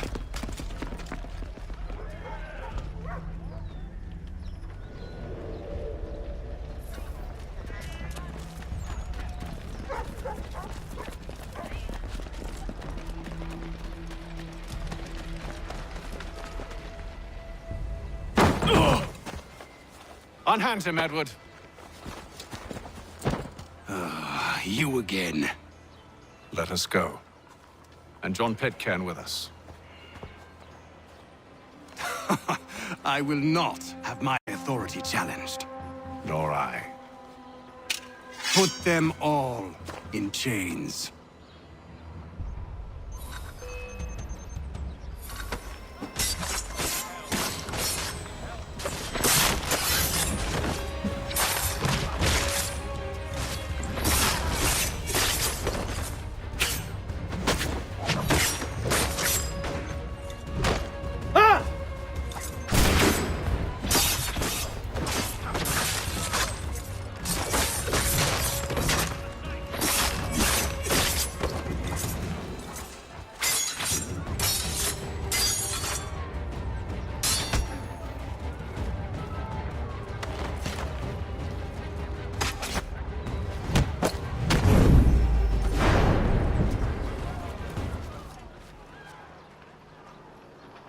I stay my hand today because you were once my brother, and a better man than this. Or should our paths ever cross again, all debts will be forgotten. You're free now, John. Traitor! Go on then! Join them on their fool's errand! And when you find yourself lying I assume broke- you've good reason for causing all this madness. What is it you require of me? I'll explain everything on the way.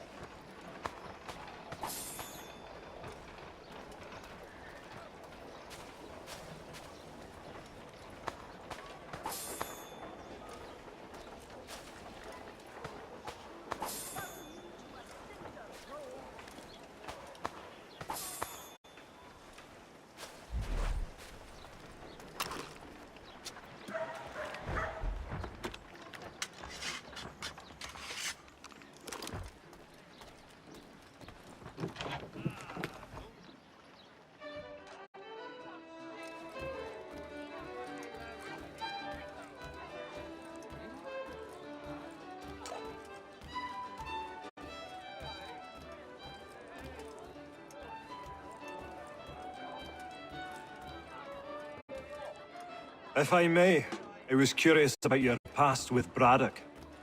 You two clearly have a history. Edward was one of us upon a time. I considered him a close friend. He was brave and bold in ways few men are. But everything changed at the siege of Bergen op Zoom. We had lost the fortress to the French, and were in the midst of egress. There was a skiff hidden at the port with which we planned to make our escape. As we drew near, a young man and his family came upon us, begging for safe passage. I consented, but Edward refused.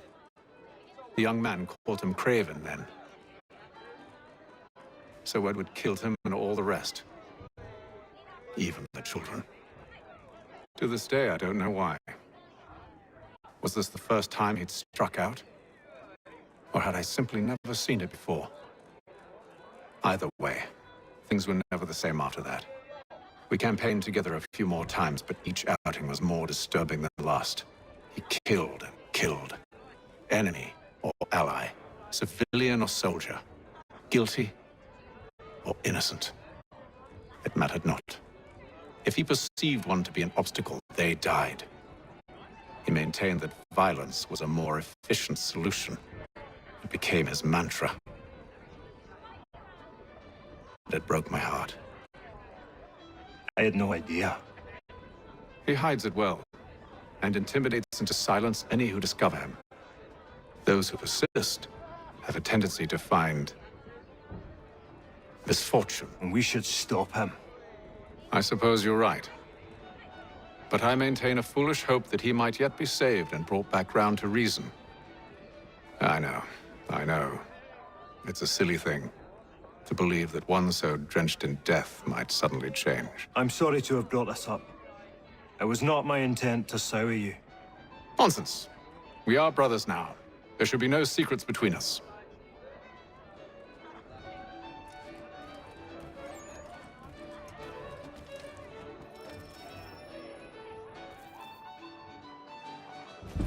Gentlemen, I believe I found the solution to our problem. Or rather, Odysseus has. How do you? Are you a new guy? The Greek hero, you lobcock. Allow me to explain. We enter Silas' fort, under the pretext of kinship. Once inside, we spring our trap, free the captives, and kill the slaver. Dodgy, dodgy. I like it. Then, let us begin. First, we need to find ourselves a convoy.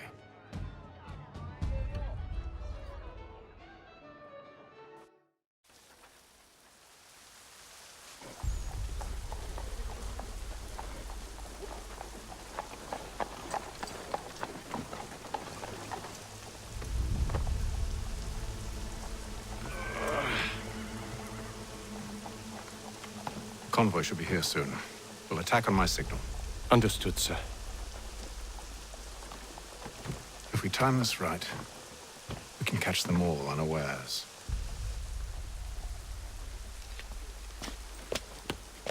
Gentlemen Dilettantes will demonstrate tomorrow by the Belfry his latest flying contraption.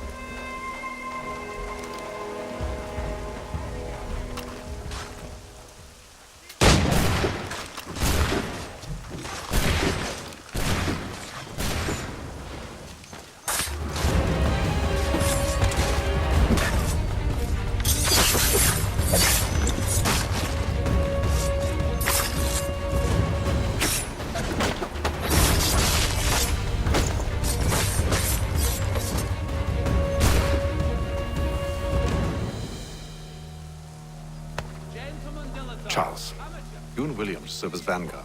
Let no man reach us. What about me? You and John will follow from a distance and keep watch over us. I'll signal you when I have need of your services. Paris, step into Miss Gatehead's parlor. We're here to help you, along with those held inside Southgate Fort.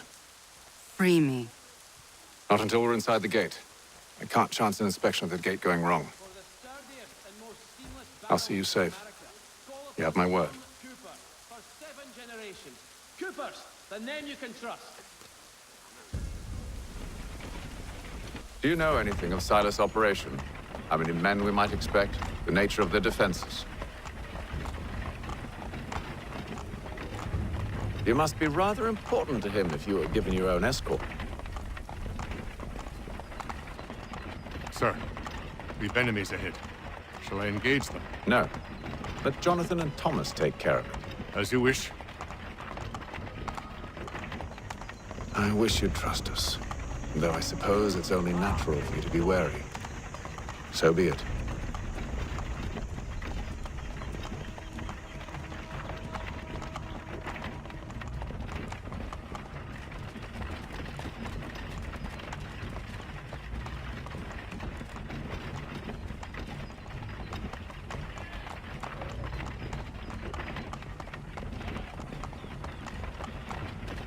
Halt!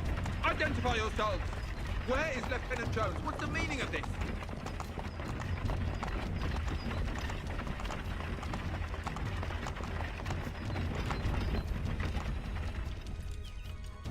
Engage the enemy!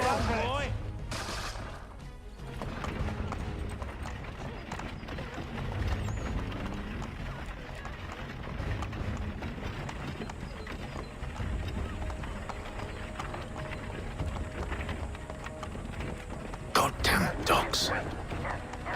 Let no man reach us! Looks like you're to meet the Reaper.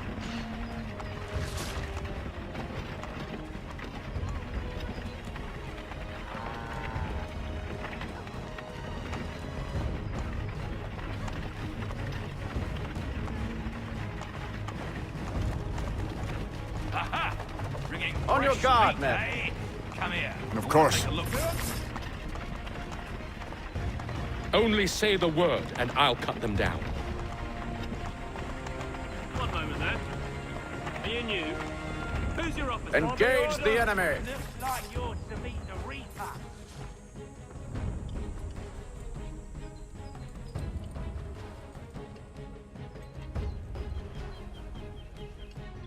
All clear.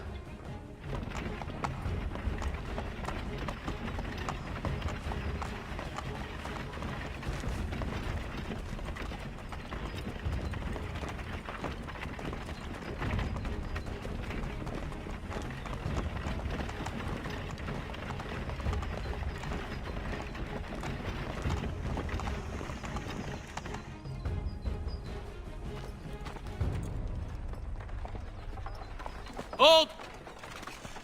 Evening, gentlemen. State your business. Delivery for Silas. Go on then.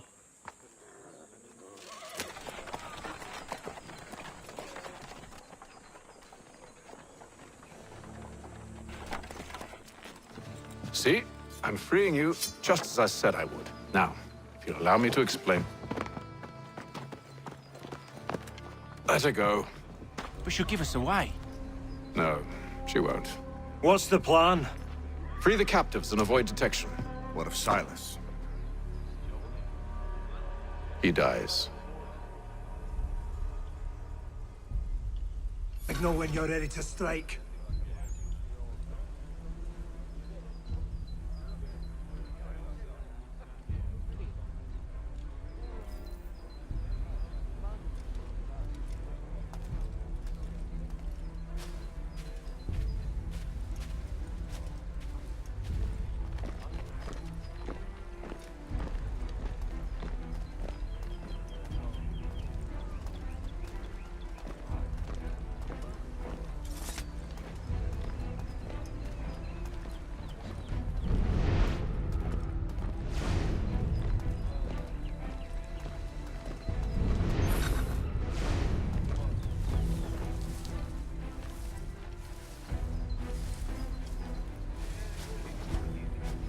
Greetings. How fares the watch? Thomas Smith, Newly recruited. Arrived from London just last week, in fact. And you ought to Who have we got then? So What said are you Silas. talking about? Prisoners. I assume it's all rather straightforward. Prisoners? Watch for I said, disturbances, ensure order is maintained. Tell me what to do. Good friend of Merchandise. Oh, no, you don't need to. understood. I see. Just do as you've been told. My Stay out of my apologies. way. Take care Of with you course. long in the future. Certainly, sir. Upon my honor. I must say, the weather in Boston is much fairer than back home. Wait until winter and see if you still feel the same. Or summer, for that matter. The heat and wet. Suffocating.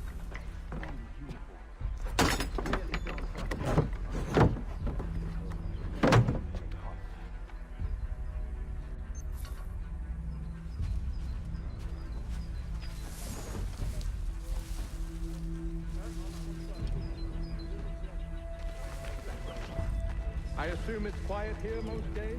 On occasion, we'll catch a smuggler trying to ferry contraband into the city. A small fine and stern warning usually sets him right. A nice change of pace from the campaigning back home. Why do you think so many of us volunteer?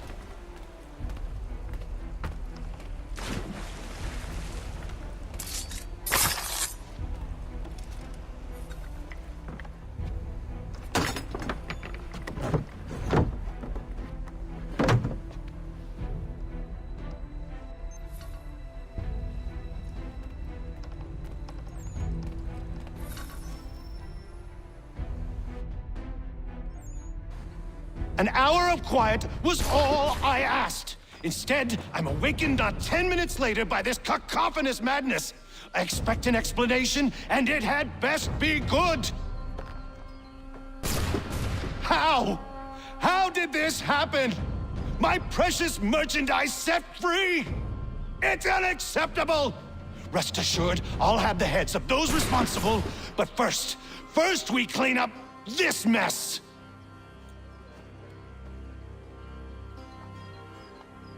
Seal the fort, kill any who try to escape. I don't care if they be one of us or one of them. To approach the gate is to be made a corpse. Am I understood?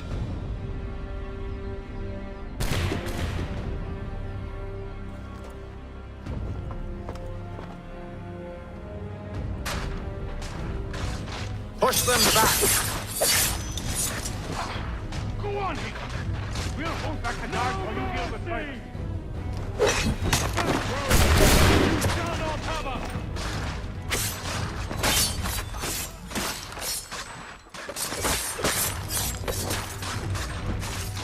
I'll deal with this, sir! There's still time for you to flee!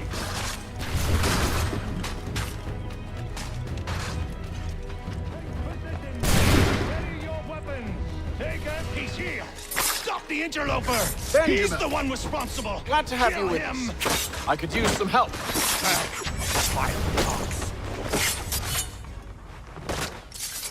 Kill the intruders! All of them! The Order stands united.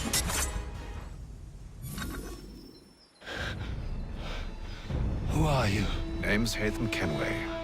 You don't know me, but I believe the two of you are well acquainted. I made a promise to you, Silas. One I intend to keep.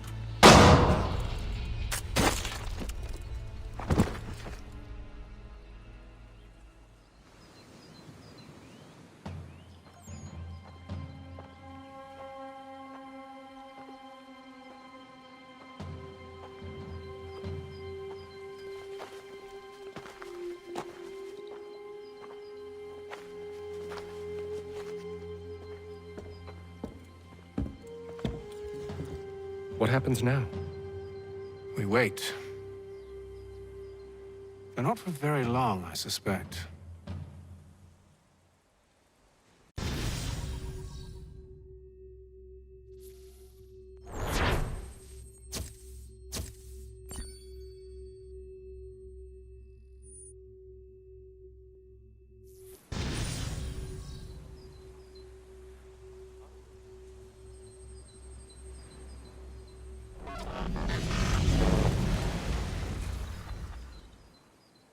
It's been several weeks now since we freed the Mohawk prisoners from captivity.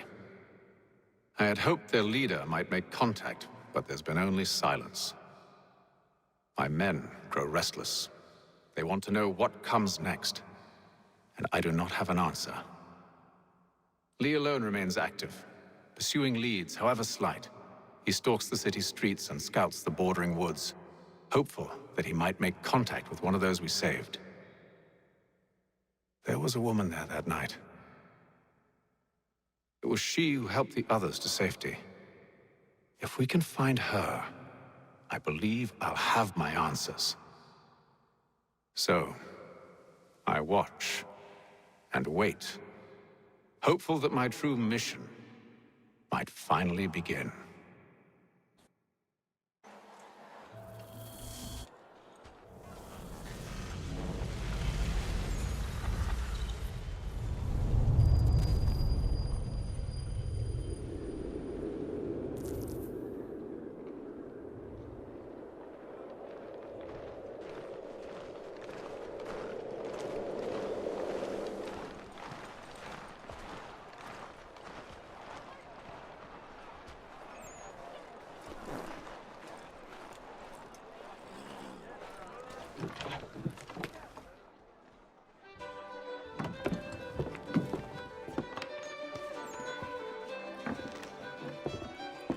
Hello, Charles. Any luck finding our mystery woman? Word is she's been stirring up trouble just outside the city in a town called Lexington. Well, then that's where we'll begin our search. I'll meet you there.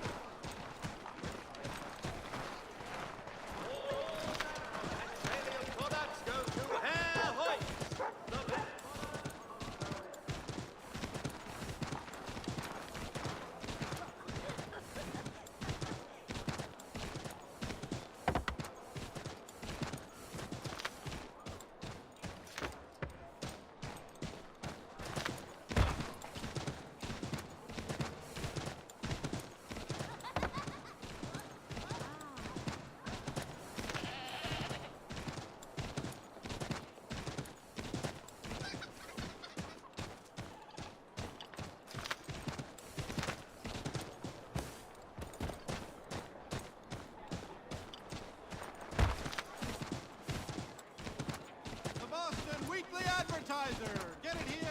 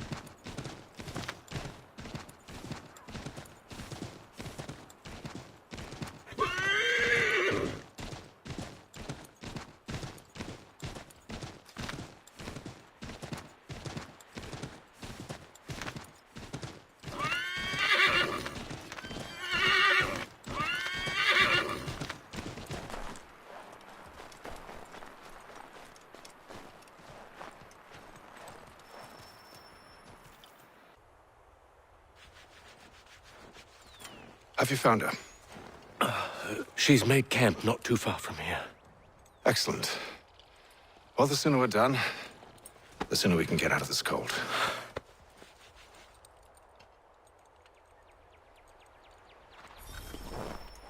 I am afraid I have some bad news, sir. Oh? Braddock is insisting I return to service under him. I've tried to beg off, to no avail. No doubt he's still angry about losing Pitcairn. To say nothing of the shaming we gave him. Do as he asks. In the meantime, I'll work on having you released. I'm sorry for the trouble. Not your fault.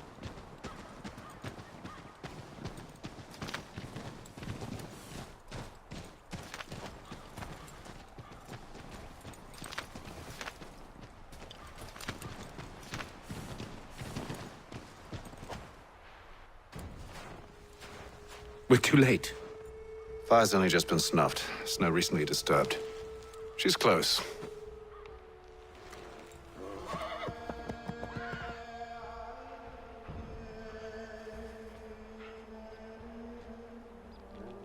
Bollocks. These tracks are fresh. They must be hers. Seems she took to higher ground. Out of the snow and into the trees.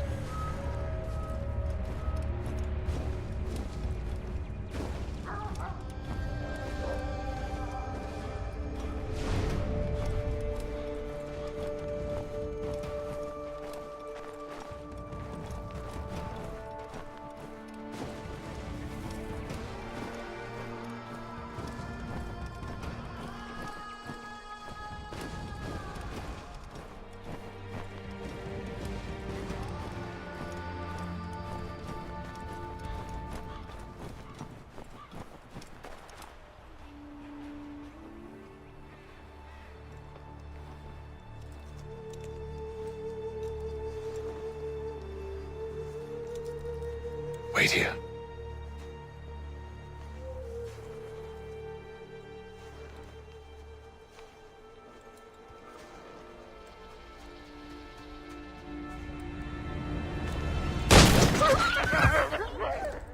Oh, damn it. Wait! Come back! You return to Braddock, Charles, before he grows suspicious. I can handle things from here. But, sir! But nothing. Go! Stop running! I only wish to talk! I am not your enemy! Please just hear me out! Gods, woman! Only let me speak! Enough with these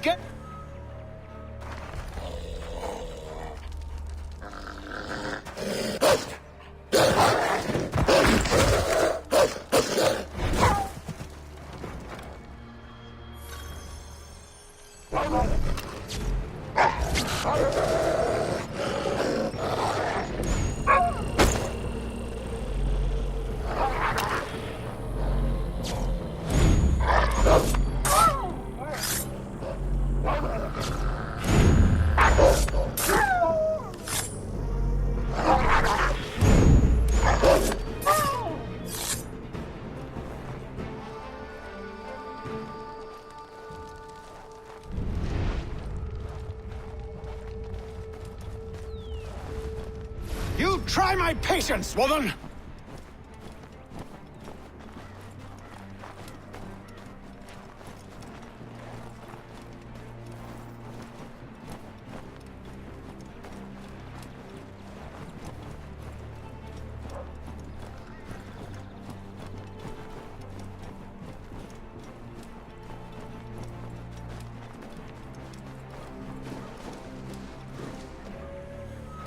Are you touched in the head? Me, Hatham. I come in peace. Why are you speaking so slow? Sorry. What do you want? Well, your name, for one. I'm Gadzit Zio. Pleased to meet you. Gadsday. Just call me Zio. Dio. Zio.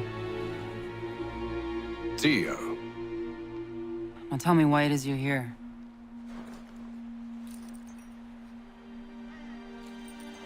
Where did you get this? From an old friend. I've only seen such markings in one other place. Where? Well, it is forbidden for me to speak of it. I saved your people. Does this mean nothing to you? Look, I am not the enemy.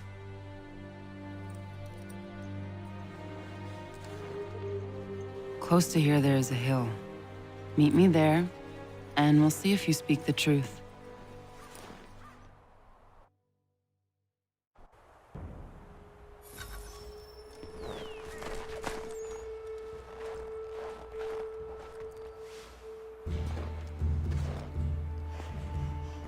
That town hosts soldiers who seek to drive my people from these lands. They're led by a man known as the Bulldog. Edward Braddock. You know him? He is no friend of mine. Every day, more of my people are lost to men like him. Then I suggest we put a stop to it. Together. What do you propose? That we kill Edward Braddock. But first, we have to find him.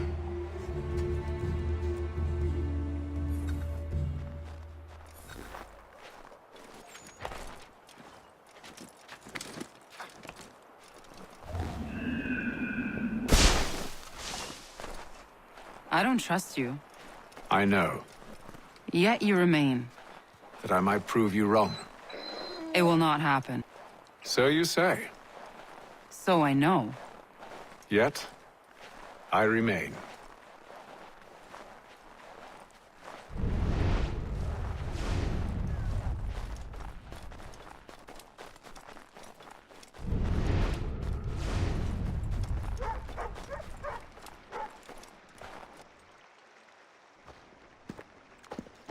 Wait here. A Mohawkman is likely to raise suspicions, if not muskets. This is hardly the first time I've been amongst your people. I can handle myself. I hope so.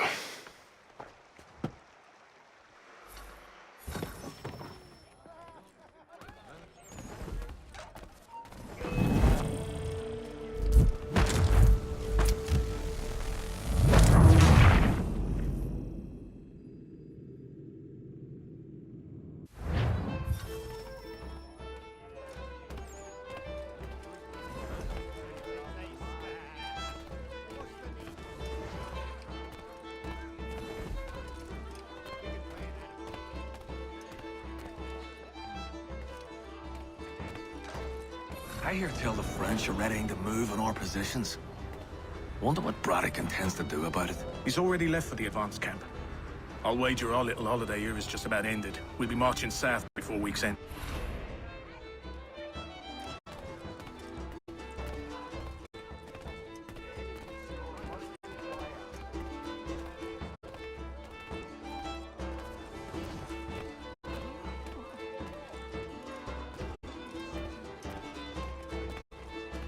Can't stand being quartered there. The endless crashing of the waves, the sting of the salt in my eyes, and the goddamn gulls shrieking and shitting everywhere. You're sure that's where we're going? Aye. The Bulldog's putting together another expedition. That's what they're calling them now. Expeditions. Aye. Smart too. Slap a fancy name on something and all evil is excused.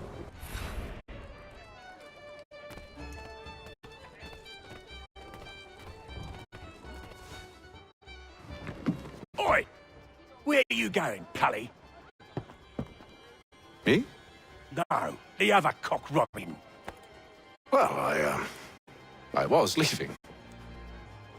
Oh? And now? Well, now... I'm going to feed you your teeth. And you were worried I was going to be the problem?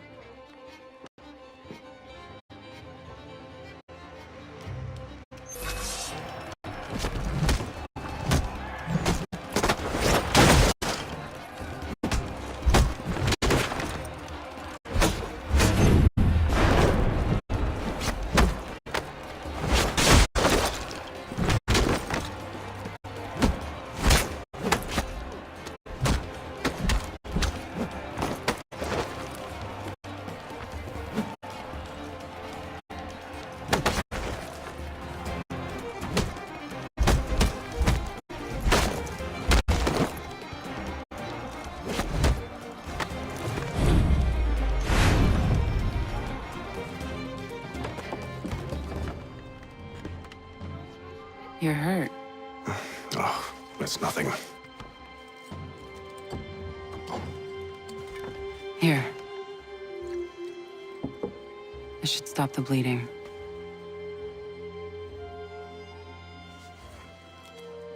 That wasn't necessary. But thank you. We should move on. Meet me at Braddock's camp when you're ready.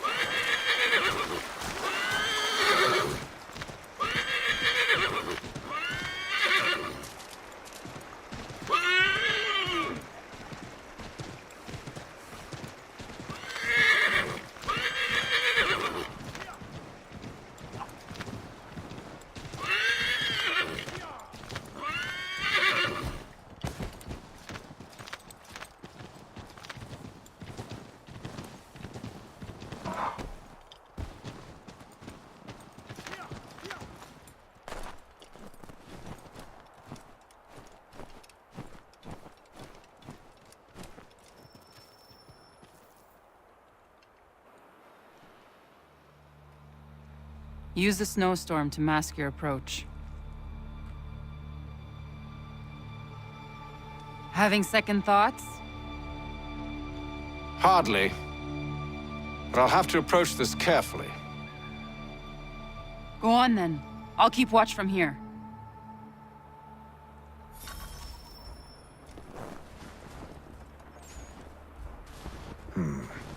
I can hide in that cart.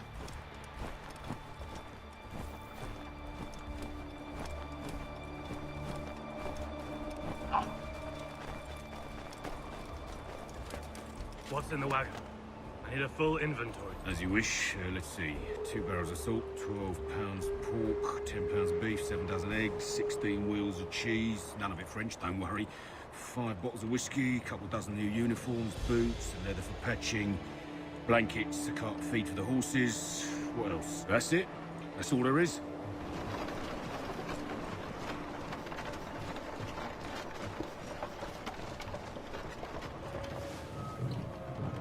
Those cannons are like to cause trouble. Perhaps I could sabotage them.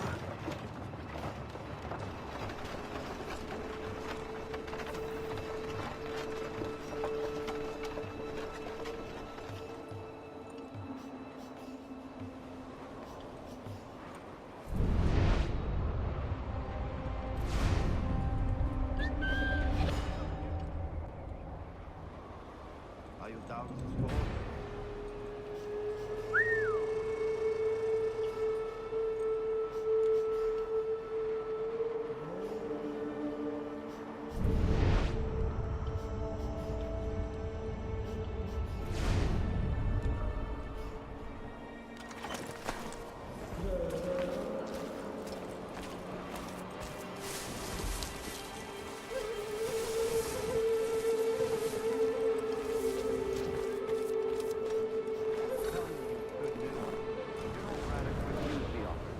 There will be no truth.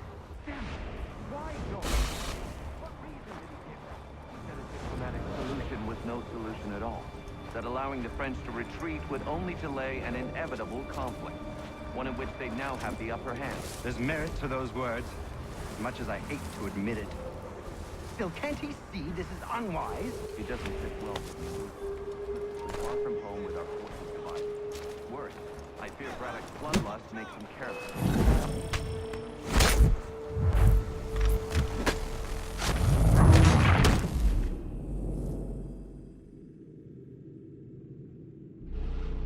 Those cannons are like to cause trouble.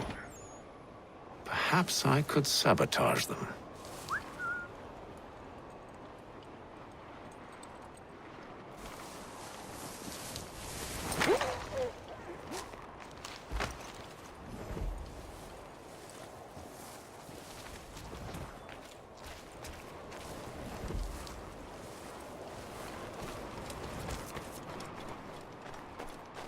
Tell me you've good news. General Braddock refused the offer. There will be no truth. Damn it! Why, George? What reason did he give? He said a diplomatic solution was no solution at all. That allowing the French to retreat would only delay an inevitable conflict, one in which they now have the upper hand. There's merit to those words, as much as I hate to admit it. Still, can't he see this is unwise? It doesn't sit well with me either. We're far from home with our forces divided. Worse, I fear Braddock's bloodlust makes him careless. It puts the men at risk. I'd rather not be delivering grim news to mothers and widows because the Bulldog wanted to prove a point. Where is the general now? Rallying the troops. And then it's on to Fort Duquesne, I assume? Eventually. The march north will surely take time. There's a copy of the plans in the command tent should you wish to review them. At least this will be ended soon. I tried, John. I know, my friend. I know. That map will surely be of use. I need to find it.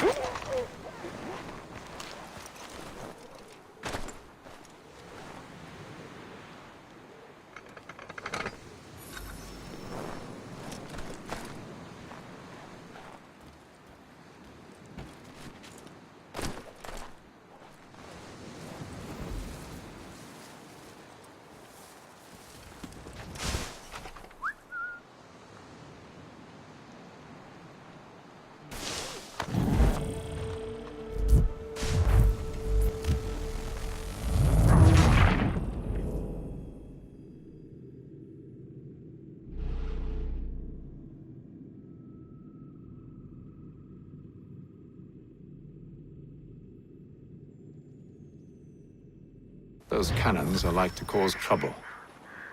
Perhaps I could sabotage them.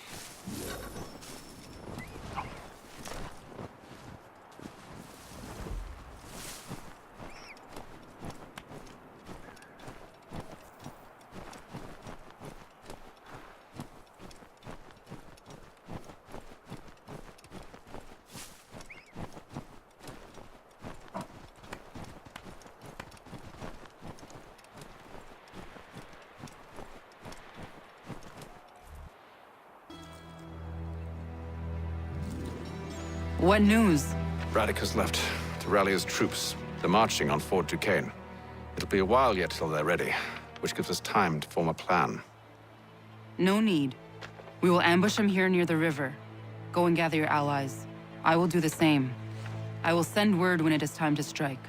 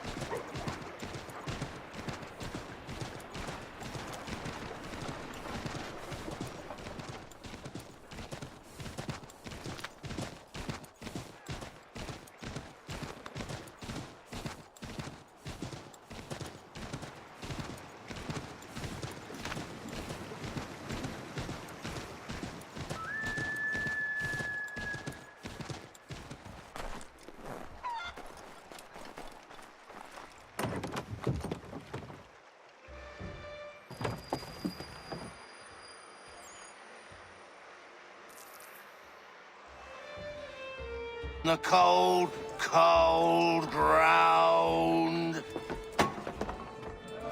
Here, here.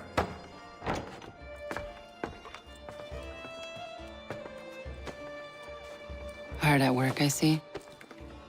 How did you... It is time. We've set up camp to the north. Meet me there. Gentlemen, let us away.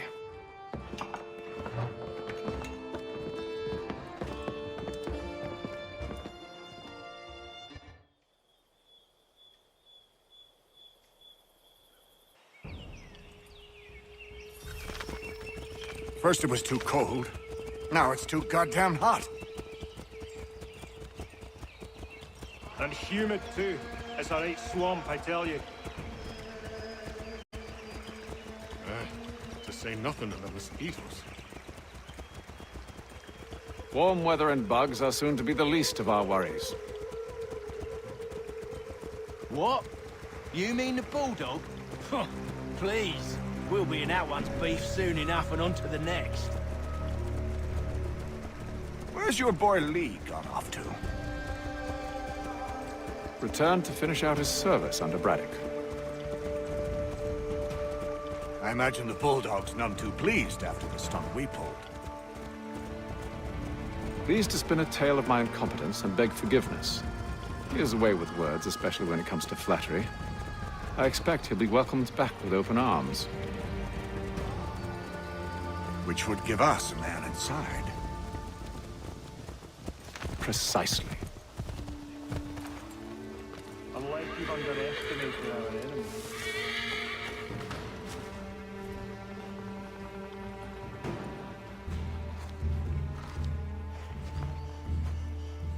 I see you've been busy. All these men are from many different tribes, united in their desire to see Braddock sent away. The Abenaki, the Lenape, the Shawnee. And you? Who do you stand for? Myself. What would you have me do? We will help the others to prepare. Follow.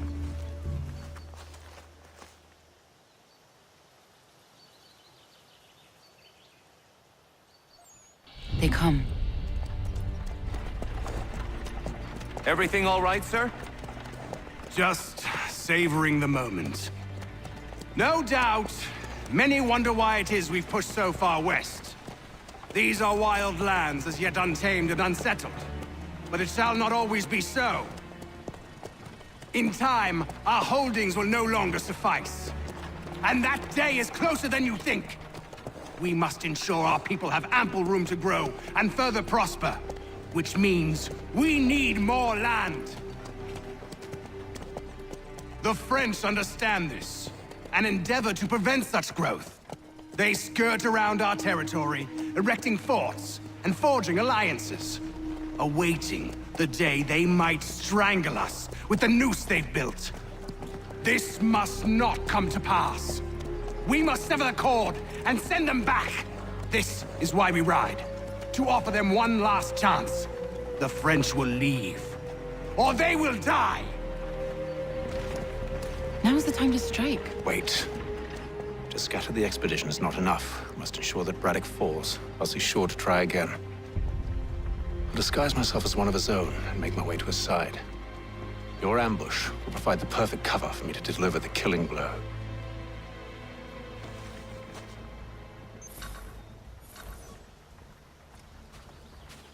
We await your signal. There, in front of us.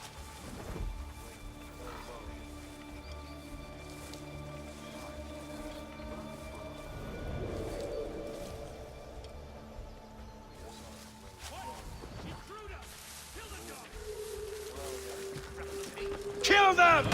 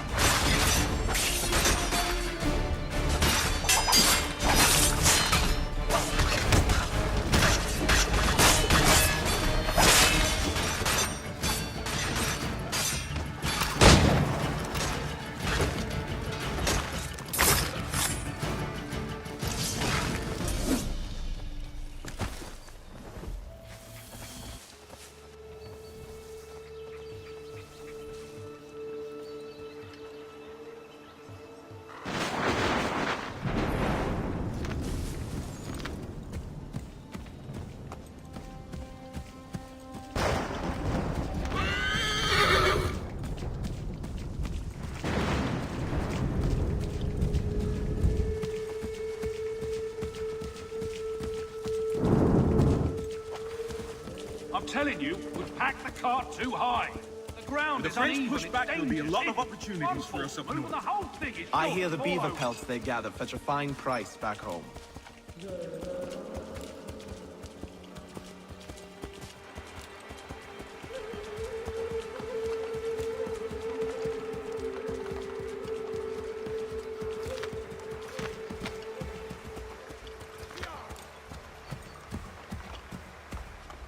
Have served, you mean? Sir, you are grateful to have served. General!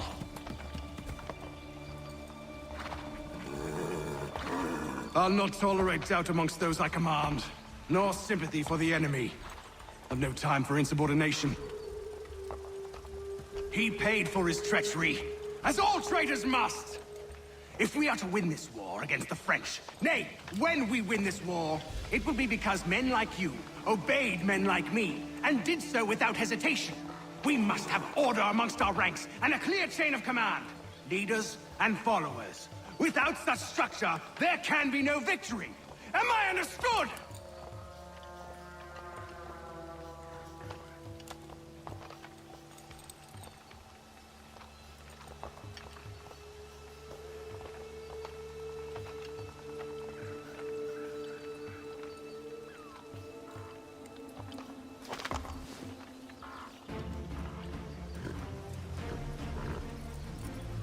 Edward. Not so fun on the other end of the barrel, is it? Look out!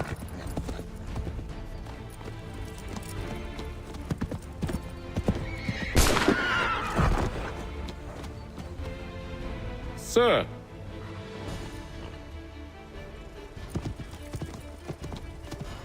Where are you off to, Edward?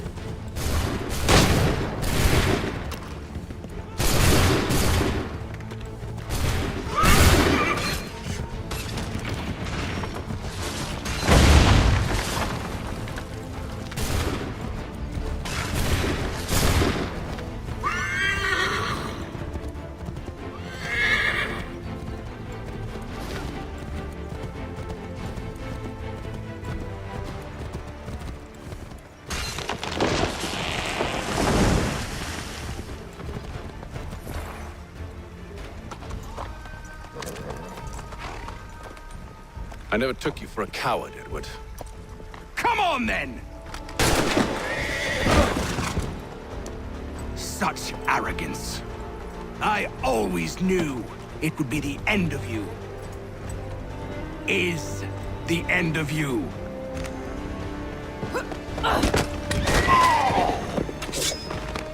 Don't. Hurry before he gets away! I said go!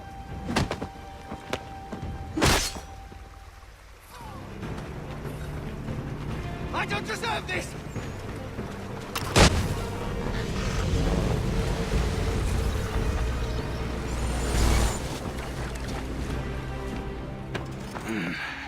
Why, Hatham? Your death opens a door.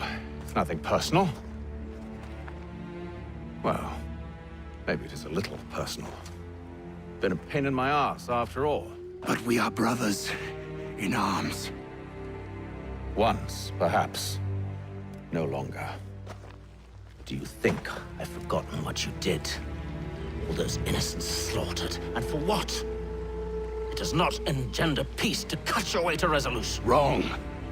Whether we applied the sword more liberally and more often, the world would be a better place than it is today. In this instance, I concur.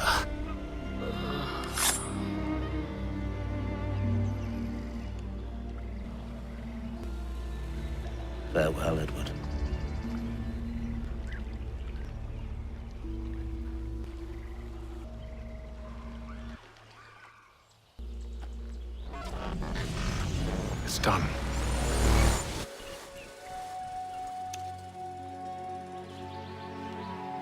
I've upheld my part of the bargain.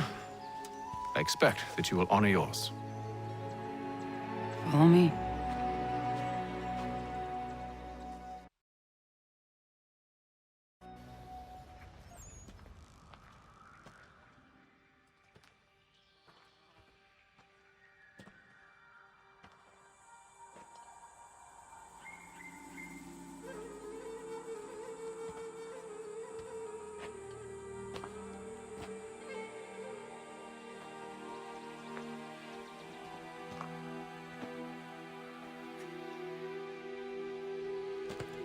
No. No!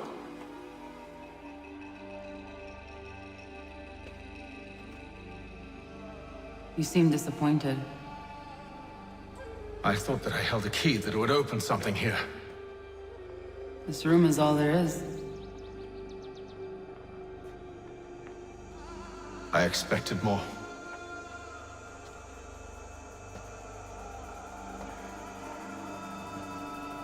What do they mean? It tells the story of Yodzizu, who came into their world and shaped it for what life might come. She had a hard journey, fraught with great loss and peril. But she believed in her children and what they might achieve. And though she is long gone from the physical world, her eyes still watch over us. Her ears still hear our words. Her hands still guide us. And her love still gives us strength.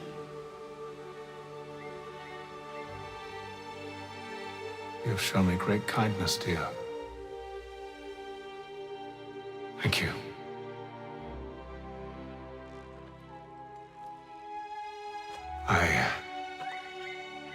I should go.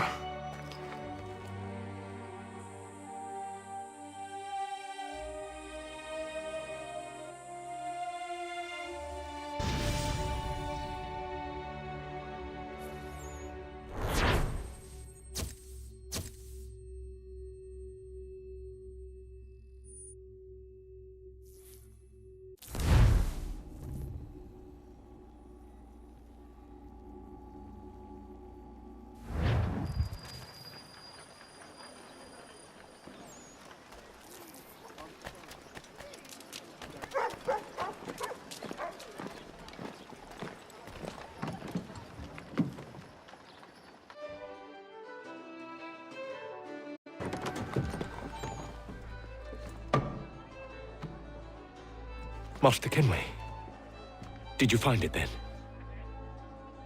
It was not the right place. The others are waiting for you.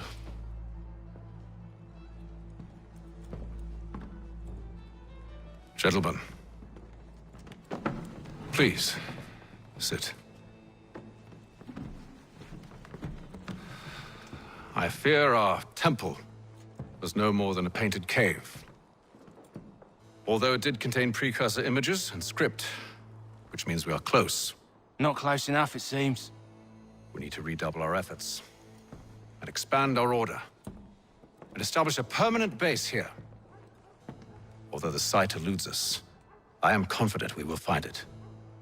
Truth. Hear, hear. Furthermore, I believe it is time we welcome Charles into our fold.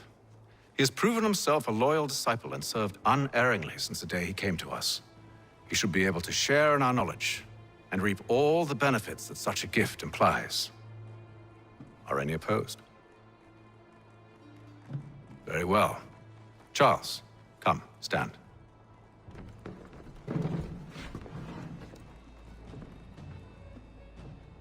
Do you swear to uphold the principles of our order and all that for which we stand? I do. And never to share our secrets nor divulge the true nature of our work? I do. And to do so from now until death, whatever the cost? I do. Then we welcome you into our fold, brother. Together, we will usher in the dawn of a new world, one defined by purpose and order. Give me your hand. You are a Templar. May the Father of Understanding guide us. May the Father understand and guide us. Wait, what?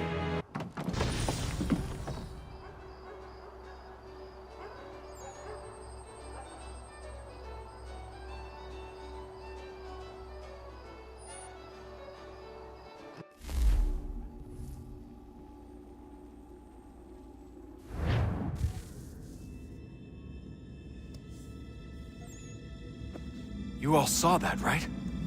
Wow. Wow, indeed. The key must be the amulet Hatham took from London. We might know what it looks like, but we're no closer to finding it. Desmond, you need to keep going. Hey, he's your ancestor too.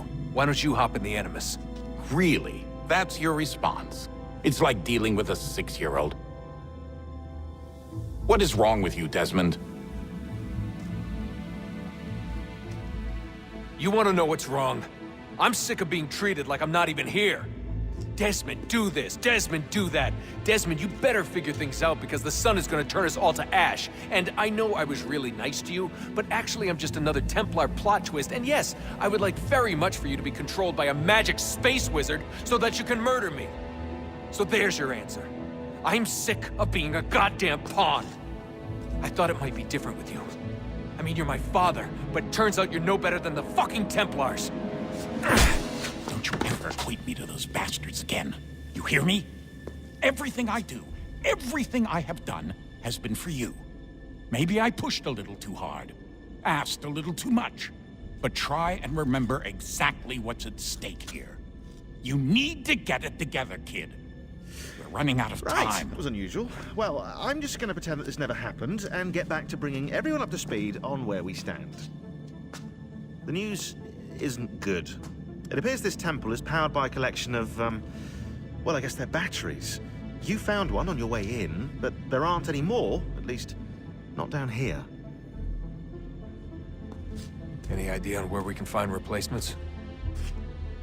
Not yet, so I intend to tiptoe into the Abstergo database. Now, if I can cross-reference these particular devices with their database, then maybe we'll get lucky. See what you can do.